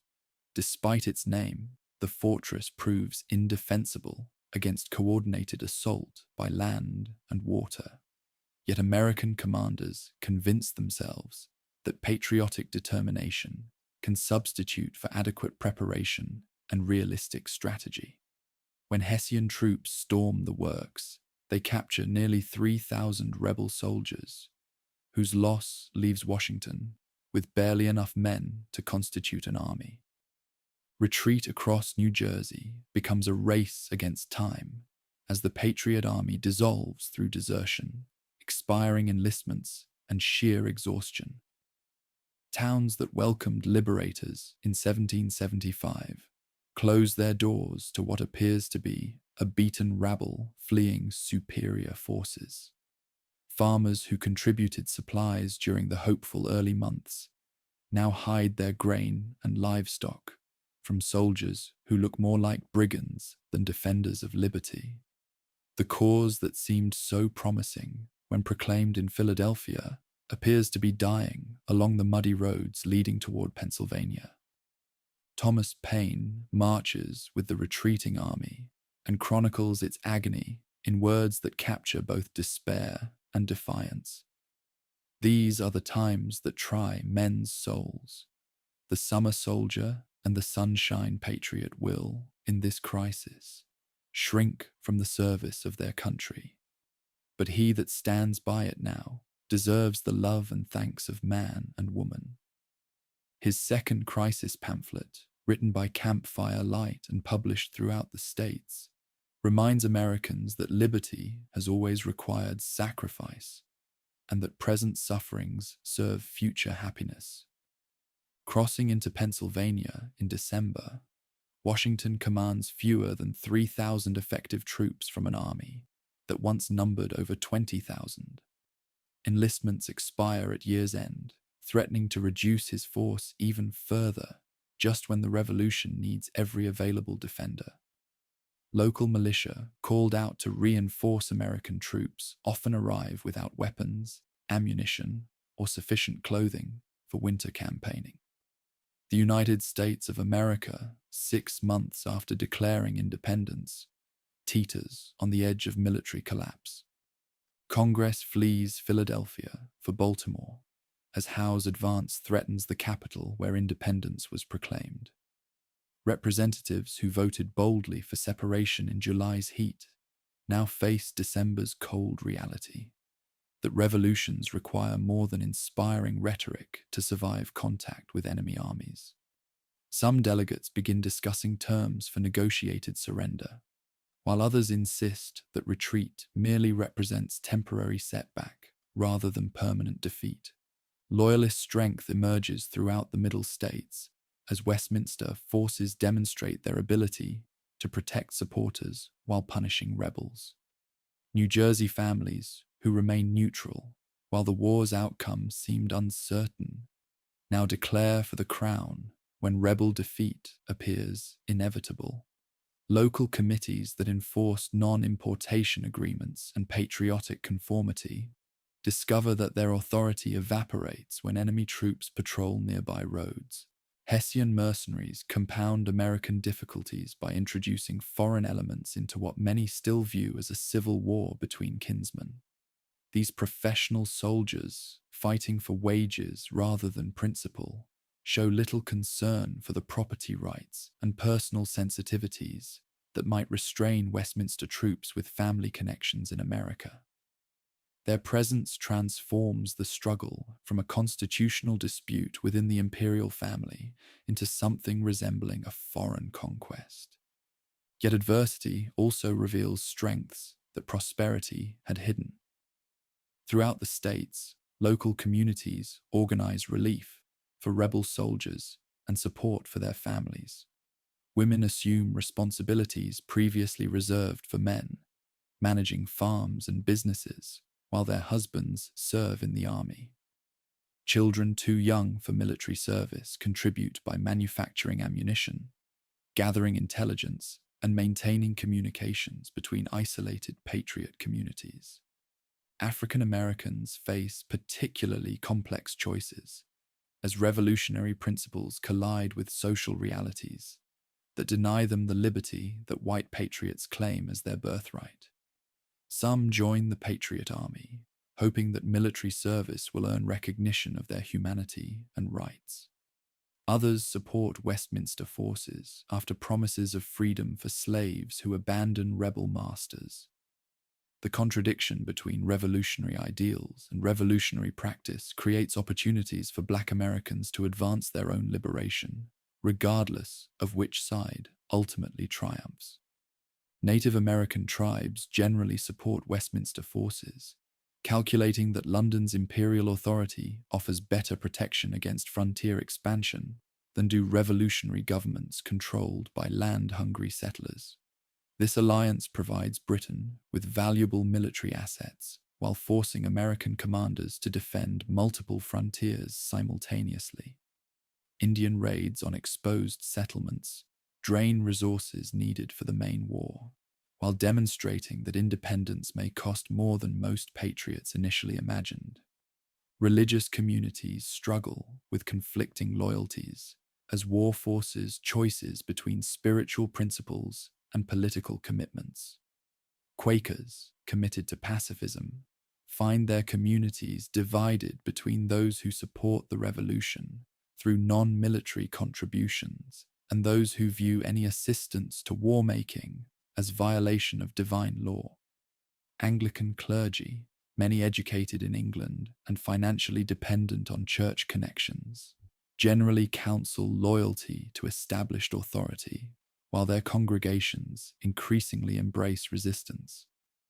News of Trenton reaches the States during the darkest period of the war, when many Americans have concluded that independence was a noble dream that reality has shattered beyond repair. Washington's Christmas night crossing of the Delaware River in a blizzard, followed by surprise attack on Hessian forces celebrating their holiday, demonstrates that American troops retain fighting spirit despite months of defeats and retreats. The small victory yields minimal strategic advantage, but enormous psychological benefit for a cause that desperately needs evidence that ultimate triumph remains possible. Captain Alexander Hamilton's battery supports Washington's assault, while young James Monroe suffers wounds that will mark him for life. Future President and future Treasury Secretary serve together in ranks that include farmers from Pennsylvania, fishermen from Massachusetts, and mechanics from New York. The Patriot Army becomes a school for Republican citizenship, where men from different states learn to cooperate across regional boundaries while defending principles that apply to all Americans, regardless of their provincial origins. Princeton's follow-up victory, a week later, confirms that Trenton represented more than lucky accident. American troops again demonstrate ability to move rapidly, strike effectively, and withdraw before enemy reinforcements can arrive. General Hugh Mercer's death in the fighting reminds patriots that victory requires blood, but his sacrifice helps purchase strategic success that stabilizes New Jersey while encouraging wavering allies throughout the continent. Winter quarters at Morristown provide American troops with the first respite they have enjoyed since the campaign began, but hardships continue to test revolutionary determination. Rebel soldiers lack adequate clothing, food, and shelter, while serving a government that possesses little money and less credit. Pay arrives irregularly, if at all, forcing men to choose between patriotic duty and family responsibilities that revolution cannot suspend. Some desert to tend farms or seek civilian employment that pays wages in real currency rather than continental promises. Nathaniel Greene emerges as Washington's most trusted subordinate commander during these difficult months, demonstrating administrative skills and strategic thinking that will prove crucial in later campaigns. His Southern background provides geographical knowledge, while his Quaker origins offer moral authority that helps bridge religious divisions within patriot ranks. Greene understands that amateur armies succeed through endurance rather than tactical brilliance, learning to avoid battles that risk everything while seeking engagements that advance long-term objectives. Henry Knox's epic winter journey from Fort Ticonderoga delivers artillery that transforms patriot capabilities while demonstrating logistical innovation that European armies rarely attempt. Dragging 59 cannons 300 miles through snow and ice requires improvisation and determination that professional soldiers might consider impossible.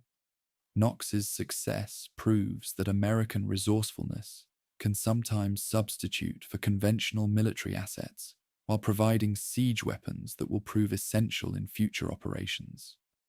British strategy begins to shift as Howe recognizes that military victories alone cannot restore imperial authority over populations committed to independence.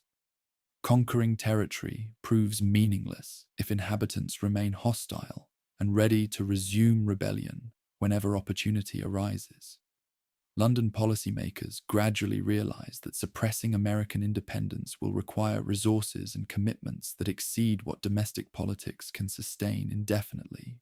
French interest in American independence intensifies as Benjamin Franklin begins his diplomatic mission in Paris, though formal alliance remains months away.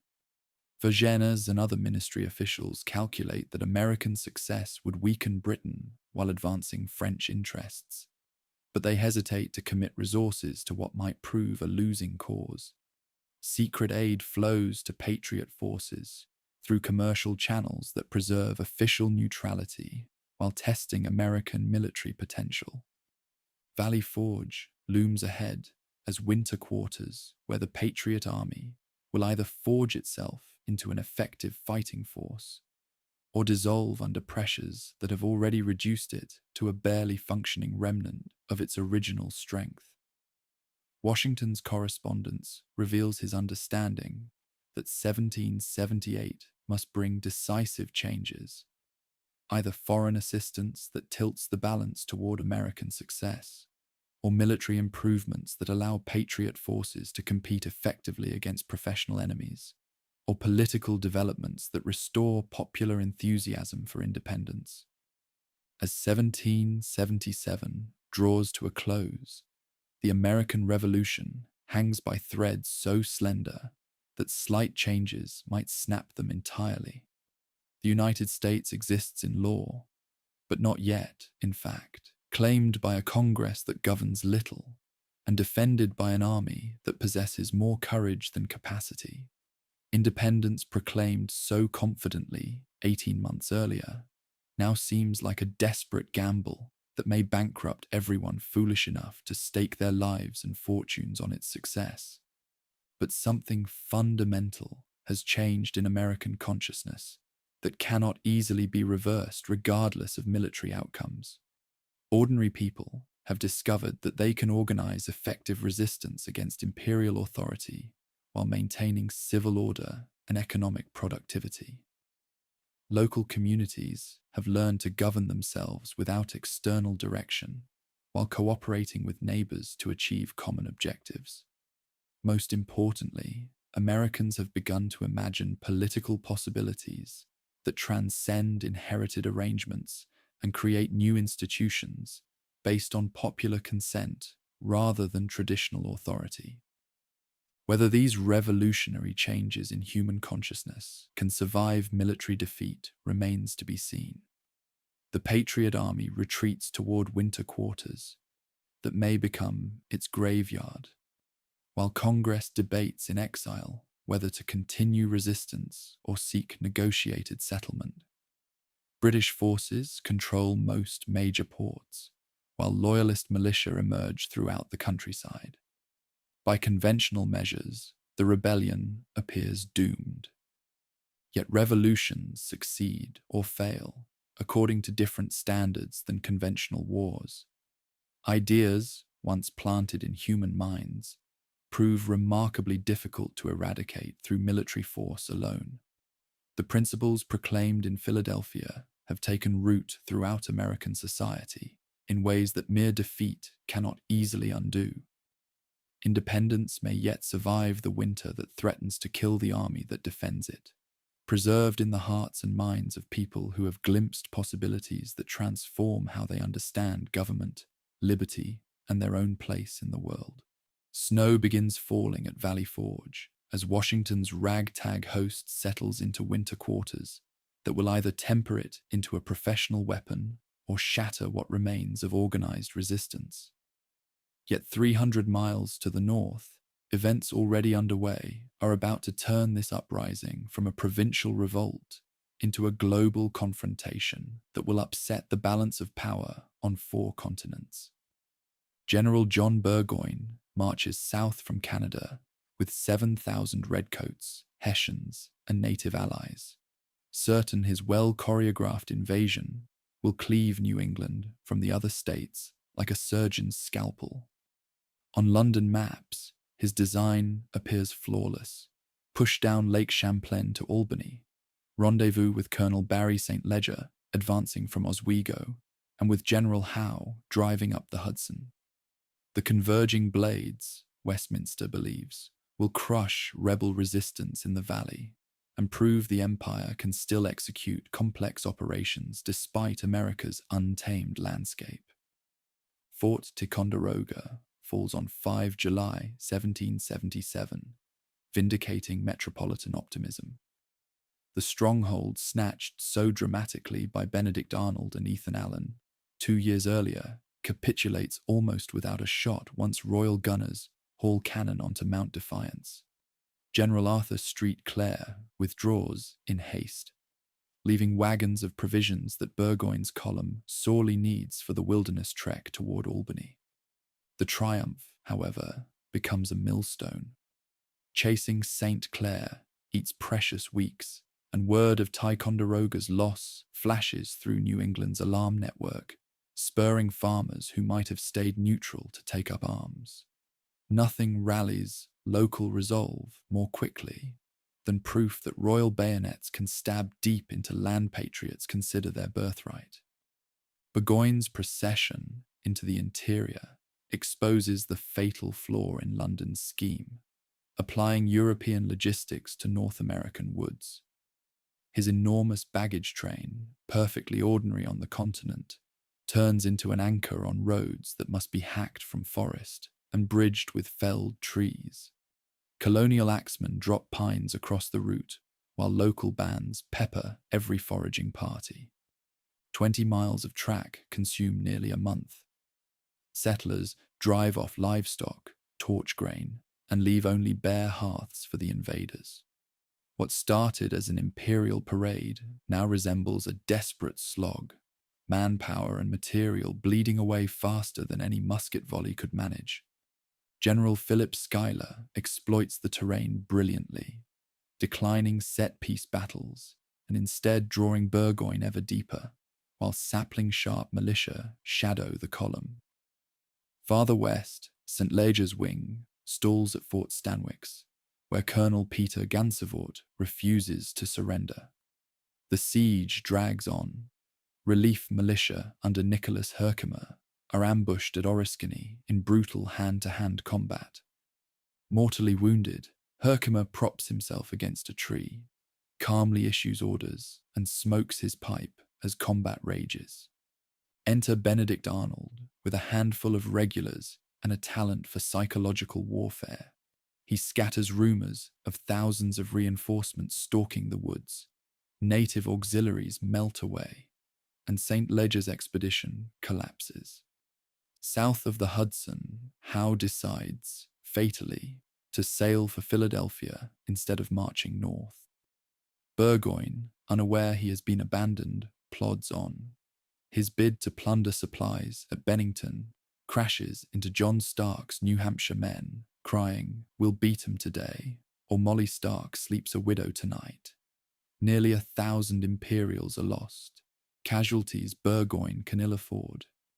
Meanwhile, at Valley Forge, Baron Friedrich von Steuben begins overhauling Washington's ranks. The flamboyant Prussian drills the men relentlessly yet respectfully, crafting discipline compatible with Republican sensibility. Officers learn to earn authority. Privates grasp the cadence of synchronized volleys. Command in the north passes from Schuyler to Horatio Gates in August, just as thousands of short-term militia stream to the colors. For once, rebel numbers surpass the professionals. Burgoyne presses on, regardless. At Freeman's Farm, on the 19th of September, his bayonets seize the field, but bleed heavily. Arnold's dash and Daniel Morgan's riflemen sting the red line repeatedly, proving American troops can trade fire with veterans in open ground. The showdown arrives at Bemis Heights on the 7th of October. Gates prefers a defensive grind, yet Arnold, riding like a fury despite having been relieved of command, leads a furious counterstroke. Simon Fraser falls to marksman Timothy Murphy's long shot. The Imperial flank buckles, and dusk finds Burgoyne reeling. 10 days later, near the hamlet of Saratoga, the beleaguered British general surrenders his entire force. The Convention Army lays down arms. Muskets, cannon, and powder change hands, along with a surge of confidence money can't buy. Dispatches race to Paris. Franklin, lounging in plain Quaker grey, needs no embellishment. Victory speaks for itself. On the 6th of February, 1778, France signs a treaty of alliance. Spain and the Dutch Republic will follow. The conflict instantly widens to the Caribbean, Gibraltar, even India, forcing Britain to defend an overstretched empire on multiple fronts. Back in Europe, Catherine the Great champions the League of Armed Neutrality, hobbling British efforts to police the seas. Meanwhile, American privateers and John Paul Jones chew at British commerce. Insurance rates skyrocket. Spring finds Steuben's newly honed battalions, leaving Valley Forge. They march in step, load by the manual, and trust the line instead of the tree. French frigates prowl the Atlantic, and Marquis de Lafayette returns with word that a fleet and an army will soon follow. The tide has turned, but shoals remain. Redcoats still hold key ports. Loyalist rangers raid the backcountry, and southern plantations have yet to feel the war's full heat. Allied courts pursue their own agendas, and American unity is forever fragile. Saratoga was the hinge. The door to victory is open, not yet secured. Independence now rides on international coalitions and a citizen soldiery tempered by hardship. The world truly has turned upside down, but it has not yet come to rest. Clinton's War Council gathered in New York through the winter of 1778, wrestling with the new reality that Saratoga had made impossible to ignore.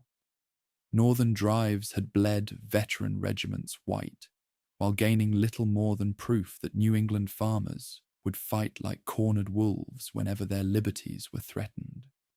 With France now formally aligned to the rebellion, the struggle had leapt from a colonial insurrection to a globe-spanning conflict stretching imperial resources to the breaking point. Yet surrender was unthinkable for a kingdom that measured its very identity by the reach of its empire. Out of those grim calculations, emerged a last, desperate throw of the dice: the Southern strategy. British intelligence insisted that loyalty to the crown ran stronger below the Potomac than it ever had in the north. Wealthy rice and indigo planters in Georgia and South Carolina, bound to slavery for their prosperity, supposedly feared social upheaval far more than political separation. London reasoned that if royal armies could reclaim the lower provinces and rally these cautious elites, the rebellion might be rolled back province by province until New England was once more isolated and exhausted. Lord George Germain embraced the plan with enthusiasm, revealing how poorly Whitehall grasped southern complexities. From his vantage in London's War Office, the region looked orderly, hierarchical, and therefore salvageable. Surely pragmatic landowners would prefer reconciliation with the Crown to dependence on Massachusetts radicals whose egalitarian rhetoric threatened planter supremacy. Lieutenant Colonel Archibald Campbell's expedition proved, at first, that Germain's optimism wasn't entirely baseless. On Christmas 1778, he stormed Savannah, and Georgia's patriot government collapsed in a matter of days. Local loyalists surfaced overnight, and thousands rushed to swear allegiance once red uniforms patrolled the streets. The fall of Savannah looked like the first link in a chain that would choke the rebellion into submission. Yet those early successes carried a hidden curse. Formal victory on the coast did nothing to quell the backcountry, where resistance vanished into pine barrens and swamps the way mist slips between cypress trunks. Patriot detachments melted into the landscape they knew by heart, returning to strike wagon trains, patrols, and isolated pickets before dissolving again into the canebrakes. The British Army, drilled for European set-piece battles, found itself chasing ghosts. Charleston became the ultimate test of the strategy. In early 1780, Sir Henry Clinton sailed south with more than 8,000 regulars, determined to seize the richest port in the South and break the Patriot war effort in a single stroke. The siege was textbook. Entrenchments, gun batteries, trench parallels creeping closer each night. General Benjamin Lincoln, cornered within the city's sandy ramparts, commanded nearly 6,000 mixed state and continental defenders, but no relief army could penetrate the ring of bayonets and broadsides. On 12th May, Charleston capitulated, the largest surrender of American arms in the war. London celebrated. The ministry declared the rebellion's back broken. But inside the triumph lurked a poison seed. British authority now had to be lived with, not merely proclaimed, and restoring royal order meant relying on local loyalists who were often more eager for vengeance than for reconciliation. One such instrument was Banastre Tarleton. At 26, his green-jacketed legion galloped across the Carolina Low Country, sabers flashing and torches setting barns ablaze. He believed terror would cow rebels back into submission. Instead, his refusal to accept surrender at Waxhaws on 29th May, where wounded men were cut down after throwing their muskets aside, turned Bloody Bane into the devil of patriot nightmares. Mothers whispered his name to frighten children. Men rode to join militia companies, swearing they would never ask quarter from dragoons who gave none. If Tarleton was terror, Francis Marion was invisibility. The wiry South Carolinian, soon christened the Swamp Fox, struck convoys, liberated prisoners, and disappeared into the dark water labyrinth of the PD. Plantation overseers, loyal to the king, now slept uneasily, knowing Marion's riflemen could appear from any palmetto thicket.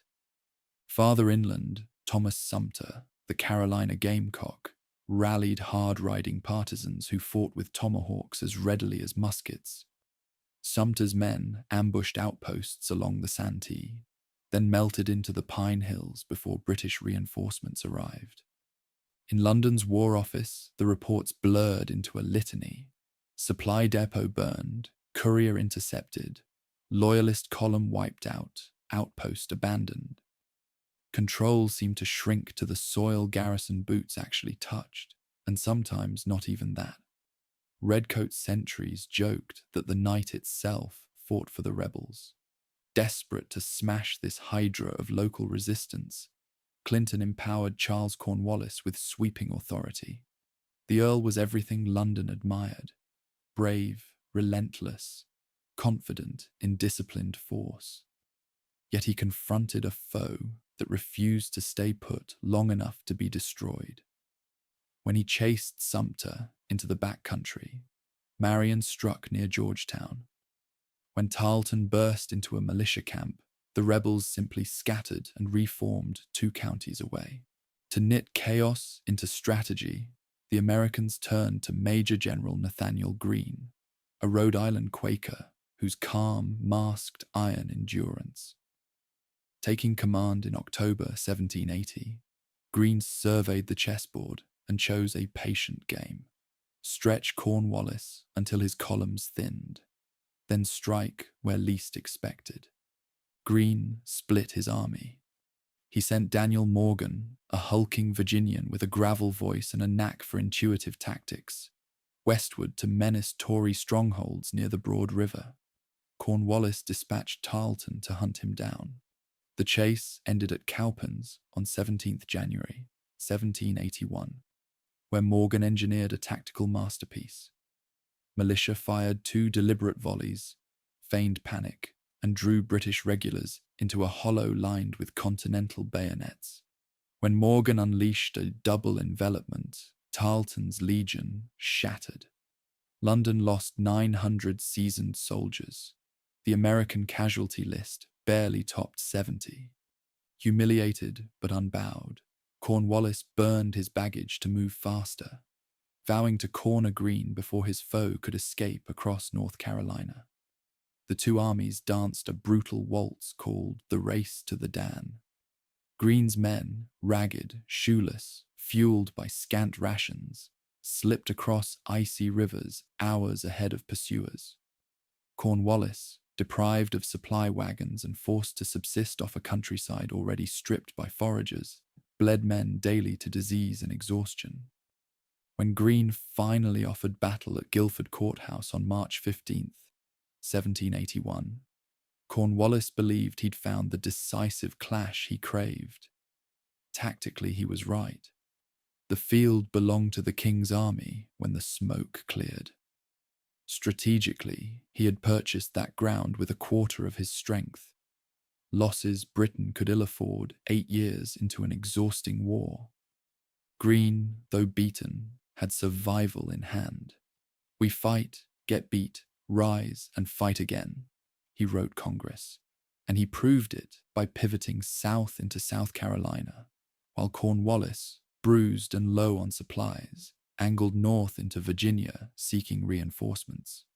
Southern loyalists, watching the King's army vanish into the distance, suffered a collective chill of doubt. With redcoats gone, they faced Marion's and Sumter's rage alone.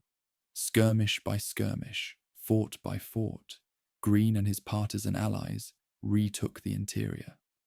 By summer's end, only Charleston and Savannah remained in British hands, isolated coastal islands of red in a sea of rebel green. Meanwhile, Virginia reeled from new blows. Benedict Arnold, freshly minted British brigadier after his treason at West Point, ravaged the James River in early 1781, torching tobacco warehouses and shipyards. Arnold's raid, though minor militarily, struck at patriot morale, proof that the revolution could birth traitors of the highest rank.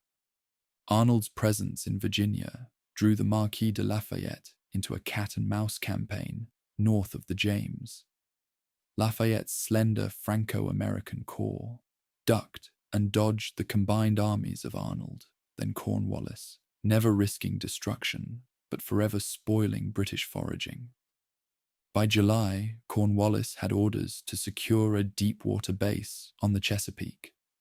He chose Yorktown, fortifying its sandy bluffs with redoubts and earthworks, What he could not know, what no one in London could foresee, was that two independent Franco-American plans were converging on him like thunderheads. North of the Hudson, Washington and Rochambeau calculated a bold stroke, march the Allied army from New York to Virginia, mask their movement with deception, and, if the French fleet could win temporary control of the Chesapeake, trap Cornwallis on his peninsula. Admiral de Grasse, sailing from the West Indies with 28 ships of the line, promised precisely that. Back in South Carolina, partisan war ground on with unrelenting cruelty. Loyalist and patriot neighbors burned each other's barns, hanged prisoners from oak limbs, and shot wounded men on doorsteps. The Revolution's high ideals, recited in Philadelphia parlors, drowned here in ash and blood. Women ran estates, smuggled messages, and comforted refugees. Enslaved Africans, courted by both armies with promises of liberty, weighed the chance of freedom against the certainty of capture and punishment. Native nations, especially the Cherokee and Creek, struck frontier settlements to halt settler encroachment, transforming the southern backwoods into a theater of three-way war. In September, de Grasse's cannon thundered at the Battle of the Capes, driving a British relief squadron back to New York and sealing Yorktown by sea. A fortnight later, Washington's and Rochambeau's columns linked with Lafayette.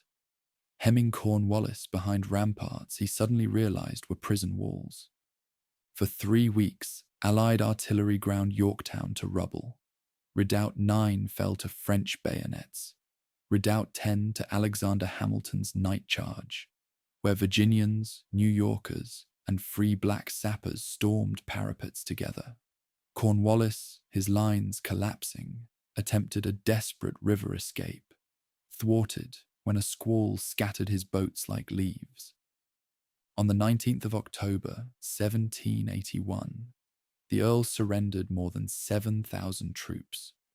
British drummers beat a march called "The World Turned Upside Down," as ranks stacked muskets before lines of ragged American and immaculate French soldiers. Yorktown did not end the war at a stroke, but it broke the Southern strategy beyond repair. London still held Savannah and Charleston, but their garrisons now stared anxiously seaward, waiting for French masts to crest the horizon. Loyalist morale cratered. Thousands fled with the redcoats when evacuation orders finally came. Plantation aristocrats, once tempted by British overtures, now hedged every bet, negotiating quietly with state officials to protect their wealth in a patriot future. Fire and betrayal had tested the revolution's sinews without snapping them. Through swamp skirmish and plantation raid, through cowpens, Kings Mountain, Guilford, and Yorktown, Americans learned that a people defending their own soil could bleed a global empire dry by refusing to break. The South lay battered, its fields scorched, and its families divided.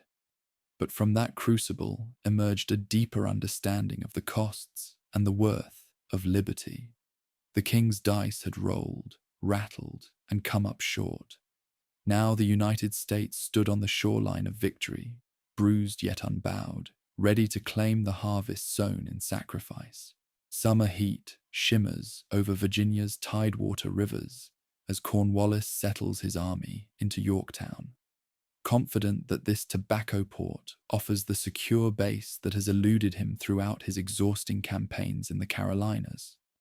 From here, he can threaten Patriot supply lines while maintaining communication with Clinton's forces in New York through naval routes that Westminster still controls.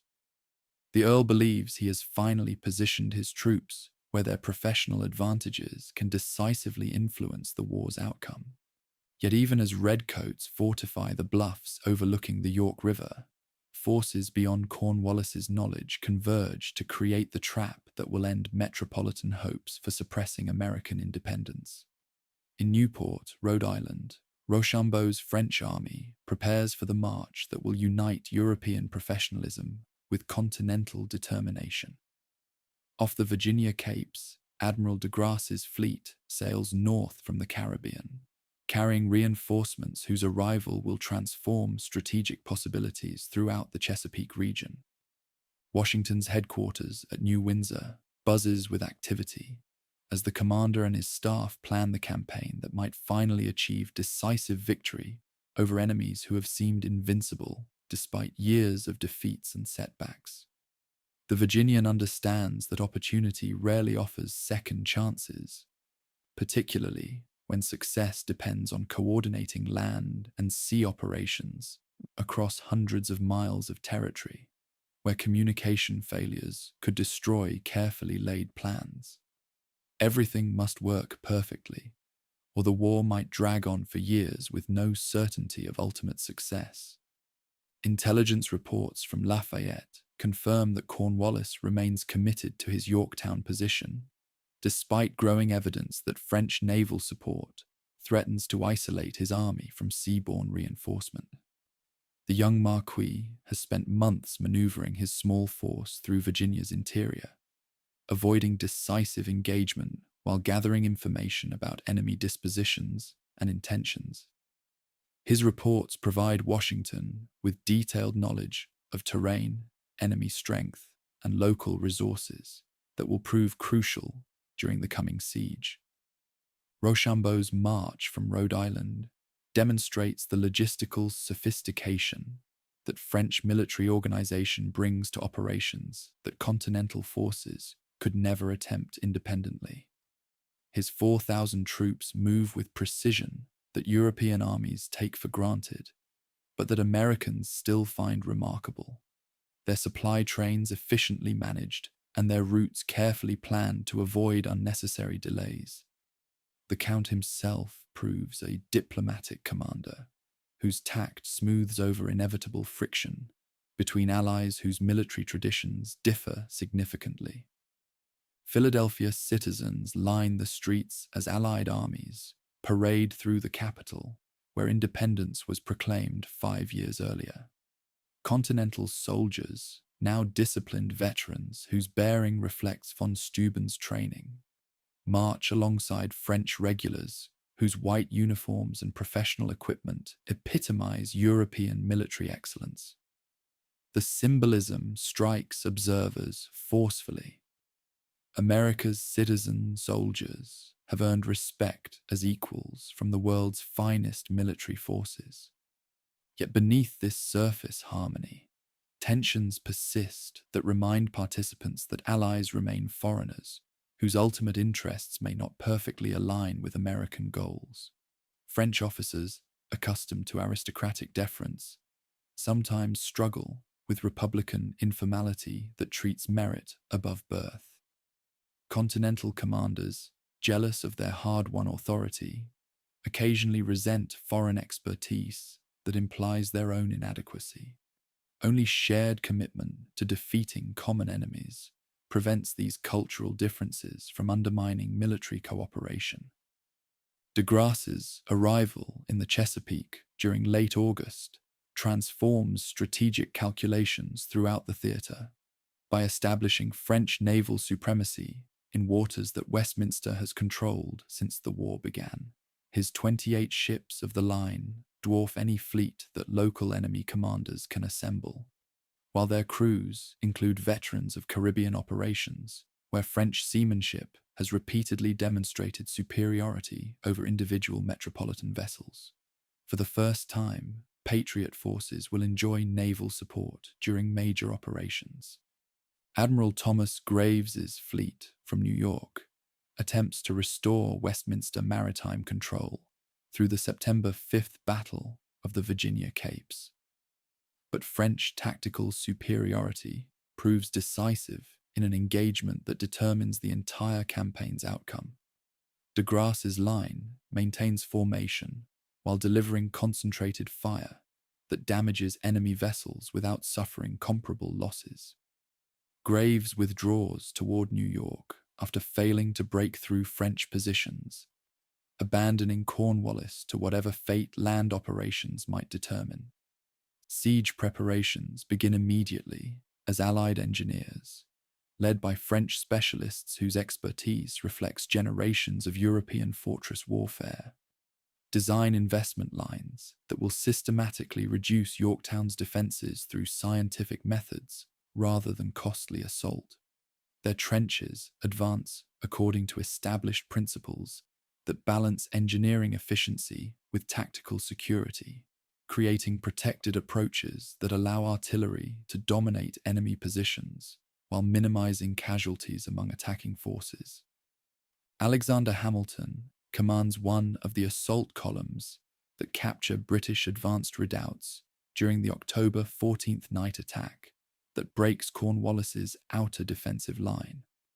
The former aide-de-camp, eager to prove his courage in combat rather than merely staff work, leads his men across obstacles that enemy engineers have constructed to channel attacks into killing zones.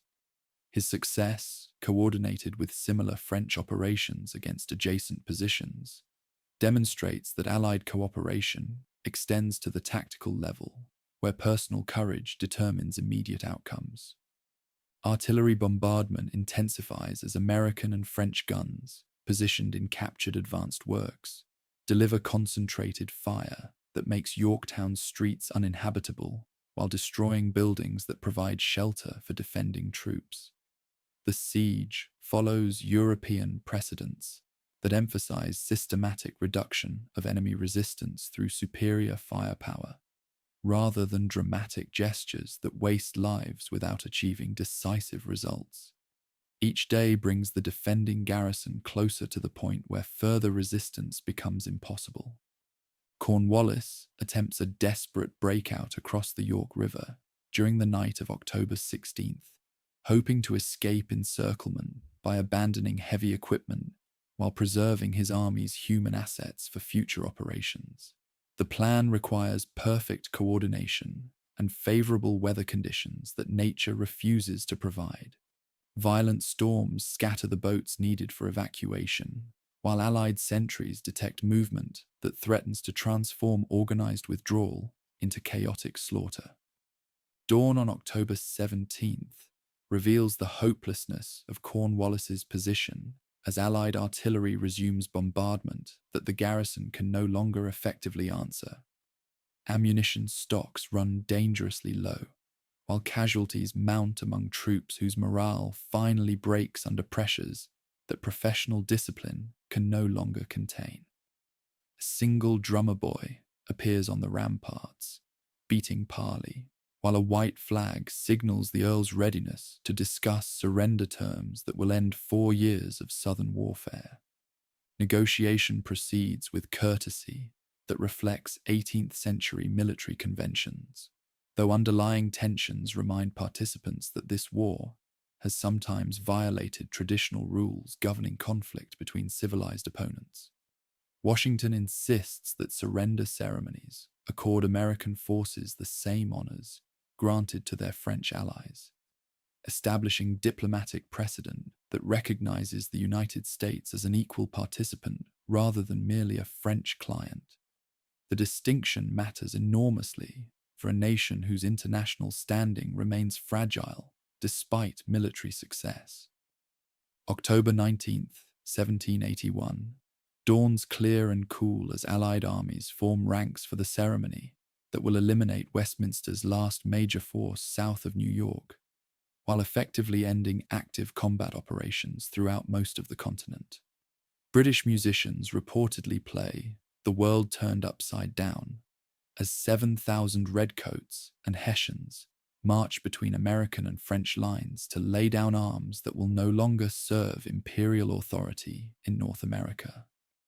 The symbolism proves appropriate for an event that transforms global power relationships. Cornwallis pleads illness to avoid the personal humiliation of surrendering his sword to Washington, leaving this duty to General Charles O'Hara, who initially attempts to yield to Rochambeau rather than acknowledge American authority. The French commander graciously redirects him toward Washington, who designates General Benjamin Lincoln to receive the surrender in recognition of Lincoln's own humiliation at Charleston the previous year. These ceremonial details matter because they establish precedents for how the world will treat America's claims to sovereign dignity. Yorktown's aftermath demonstrates both the possibilities and limitations of Allied cooperation, as French and American commanders debate how to exploit their victory most effectively. De Grasse's immediate departure for Caribbean operations that serve French rather than continental interests illustrates how quickly alliance priorities can diverge when immediate dangers subside. Washington's proposals for coordinated assault on New York receive polite French consideration that clearly indicates minimal enthusiasm for operations that would primarily benefit American objectives. News of Cornwallis's surrender reaches London in late November, arriving at precisely the moment when Lord North's ministry faces mounting political pressure over the war's escalating costs and diminishing prospects for success. The Prime Minister reportedly receives the dispatch as he would have taken a ball in his breast, immediately recognizing that military defeat ensures political catastrophe for any government associated with failed American policy. "Oh God, it is all over," proves prophetic of both military and political consequences. Parliamentary debates through the winter of 1781 to 1782 reveal the empire's exhaustion after 6 years of global warfare that has strained imperial resources beyond their sustainable limits.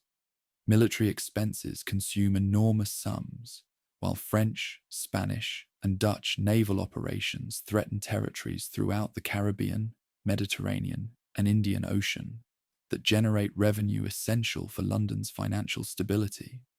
Continuing American operations would require commitments that domestic politics cannot support indefinitely. Henry Knox's transportation of captured artillery from Yorktown to the Hudson Highlands demonstrates the logistical capabilities that continental forces have developed through years of improvisation and necessity.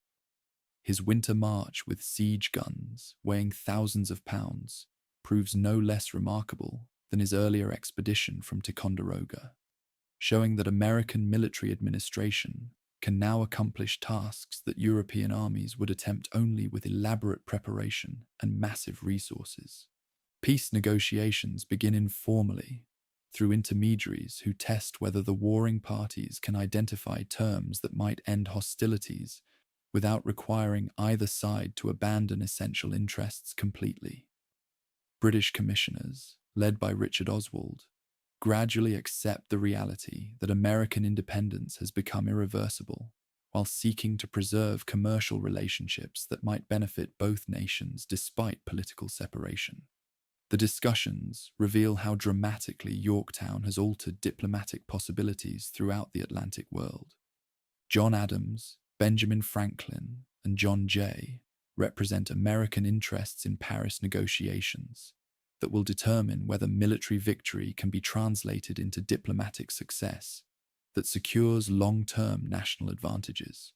Their task requires balancing gratitude to French allies against American interests that sometimes conflict with European objectives, particularly regarding territorial boundaries and commercial privileges that will shape the new nation's future development. Alliance obligations must not become permanent subordination. Preliminary peace articles, signed November 30th, 1782, grant American commissioners most of their essential demands while preserving British dignity through face-saving compromises that allow both sides to claim reasonable success. The United States gains independence, territorial control to the Mississippi River, and fishing rights off Newfoundland that New England desperately needs. Britain retains Canada while recovering some Caribbean territories that compensate partially for North American losses. Definitive Treaty of Paris, concluded September 3rd, 1783, formally ends the global war that began as a colonial rebellion while establishing the United States as a sovereign nation recognized by all major European powers. The document represents remarkable diplomatic achievement for a country that existed only in declarations 7 years earlier, but has now earned international acceptance through military success and shrewd negotiation. American independence becomes international law rather than merely revolutionary aspiration. Washington's farewell to his officers at Fraunces Tavern in New York epitomizes the Republican principles that have sustained patriot resistance through 8 years of warfare against overwhelming odds. His emotional goodbye to comrades who shared victory and defeat demonstrates that military success has not corrupted the democratic values that justified revolution in the first place. The commander who could have become king chooses instead to return power to civilian authority. December 23rd, 1783, witnesses the ceremony at Annapolis that completes Washington's transformation from rebellious general to Republican citizen, as he formally resigns his commission before Congress assembled in Maryland's temporary capital. The moment stuns European observers who cannot imagine military commanders voluntarily relinquishing power that conquest has placed within their grasp. King George III reportedly declares that if Washington keeps his promise to retire, he will be the greatest man in the world. Evacuation of New York on November 25th, 1783, marks the final departure of metropolitan forces from territory that the United States now claims through right of revolution and treaty recognition. British ships carrying loyalist refugees toward uncertain futures in Canada, Caribbean islands, or Britain itself represent the human cost of political transformation that has created winners and losers whose fates will echo through generations. Revolution succeeds, but not without destroying lives of those who chose the losing side. Economic demobilization proves almost as challenging as military victory, as Continental soldiers return to civilian pursuits in a nation whose financial structure has been shattered by years of warfare and inflation. Many veterans receive land warrants instead of cash payments, creating Western settlements that will extend American population into territories that independence has secured. Others struggle with disabilities and poverty that peacetime society often ignores despite their wartime sacrifices. State governments face enormous debts accumulated during wartime, while lacking adequate revenue sources to meet obligations that creditors increasingly demand. Continental currency has become worthless through inflation that has destroyed confidence in paper money throughout the Confederation. Economic problems threaten political stability as citizens who supported revolution discover that independence does not automatically guarantee prosperity or effective governance. Social changes, accelerated by wartime experiences, begin reshaping American society in ways that extend far beyond immediate political transformations.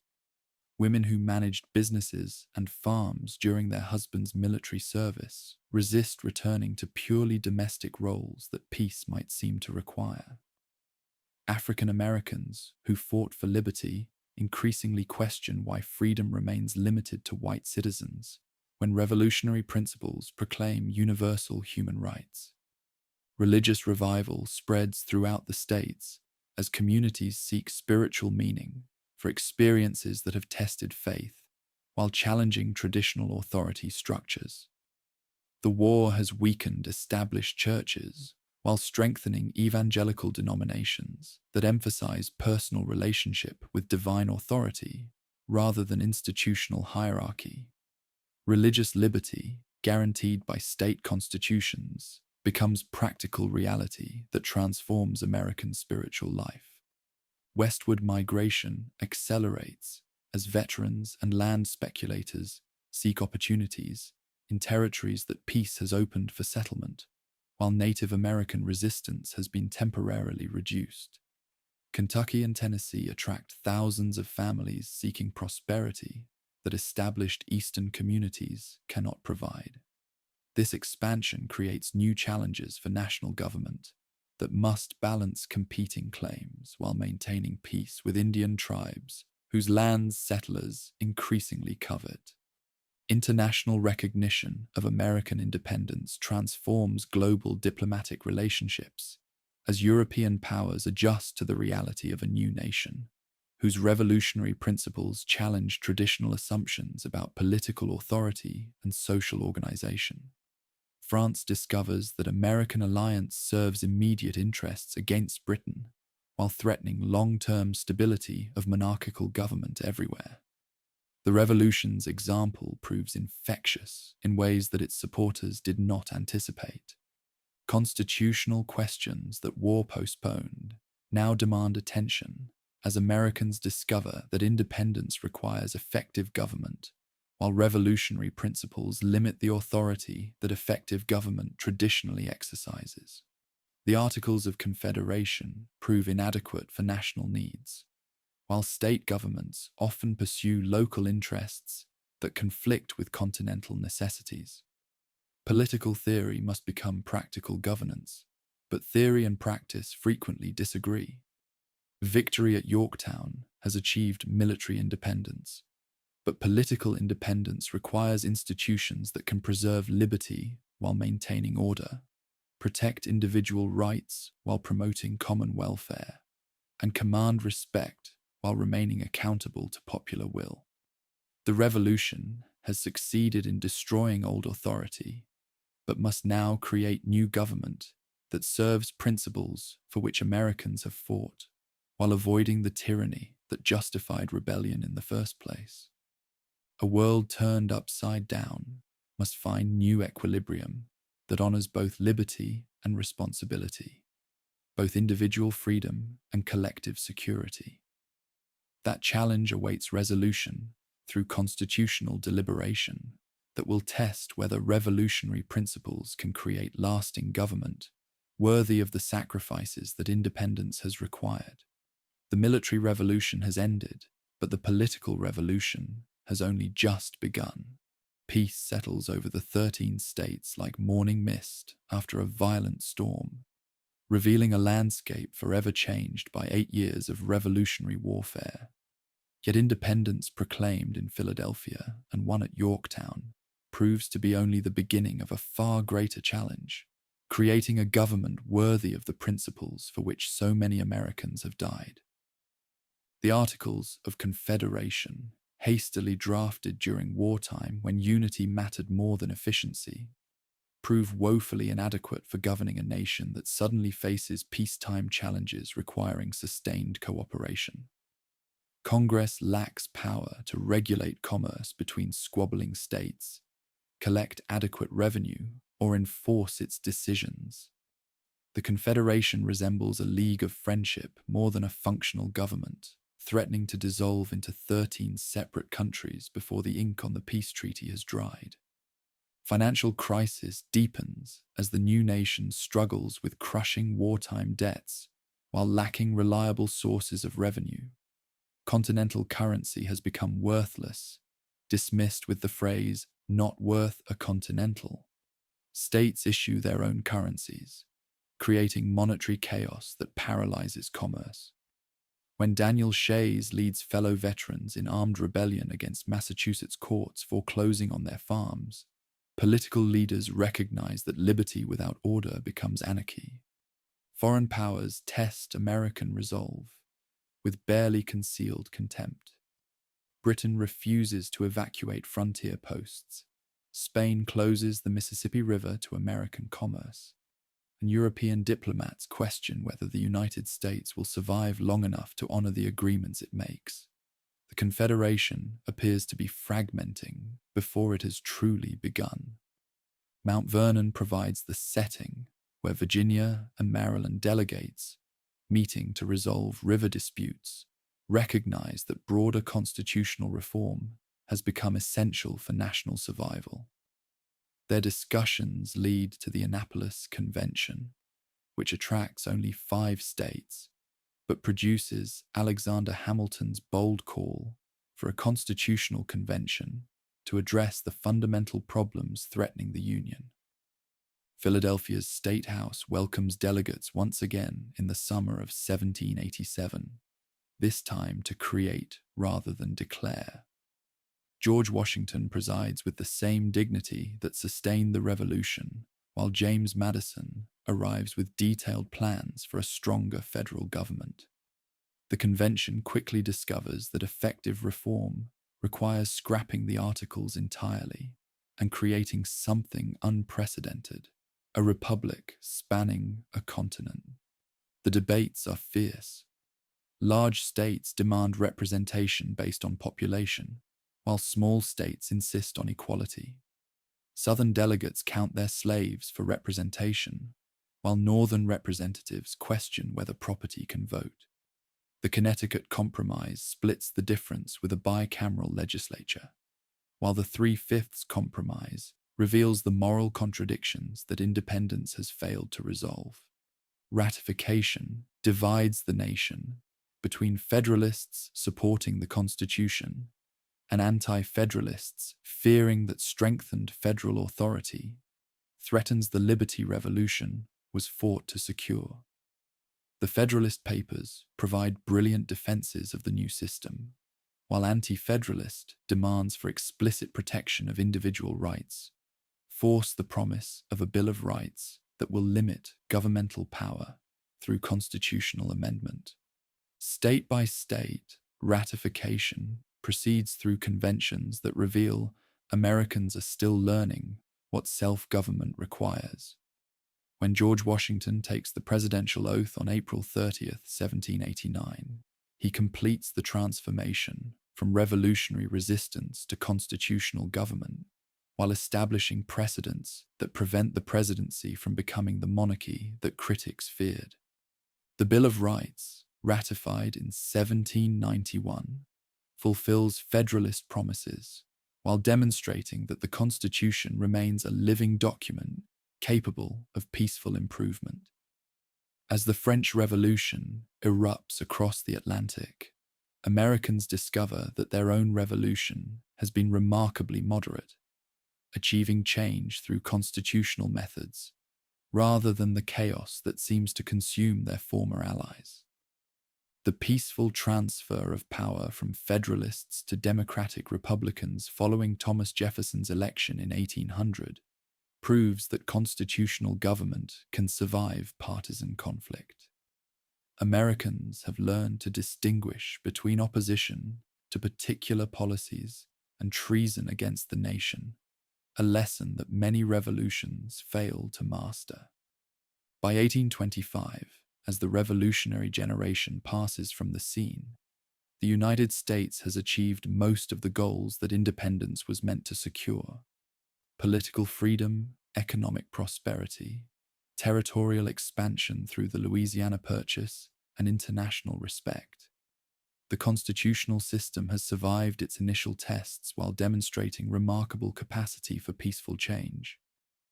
Yet challenges remain that reveal how difficult it proves to translate revolutionary ideals into perfect practice. The westward expansion that fulfills revolutionary dreams displaces Native American tribes, whose rights the founders recognized in theory, but often ignored in practice. The slavery that contradicts revolutionary principles spreads westward, creating tensions that constitutional mechanisms may prove unable to resolve peacefully. Revolutionary principles continue working their way through American society, challenging established privileges while extending liberty's benefits to groups initially excluded from full citizenship. The process proves gradual and sometimes painful, but the direction remains clear, toward greater inclusion and more complete realization of human equality. As night falls over the republic that revolution created, Americans can reflect upon achievements that have exceeded their boldest hopes, while recognizing that liberty requires constant vigilance. The revolution has ended, but its work continues through constitutional government that provides peaceful mechanisms for extending freedom's benefits while preserving the union that independence made possible. The last veterans sleep peacefully in graves scattered across a continent their courage has made free. Their legacy lives on not merely in the independence they won, but in the constitutional system they helped create. A government that derives its just powers from the consent of the governed, while protecting the unalienable rights that make human dignity possible. The American Revolution finds its true conclusion not in military victory, but in the quiet miracle of constitutional government that serves revolutionary principles while adapting to challenges the founders could never have imagined. The story ends where it began, with ordinary people making extraordinary choices about human freedom, proving that the revolutionary idea that all men are created equal can become more than just words on parchment. In this peaceful moment, the revolution's greatest victory becomes clear.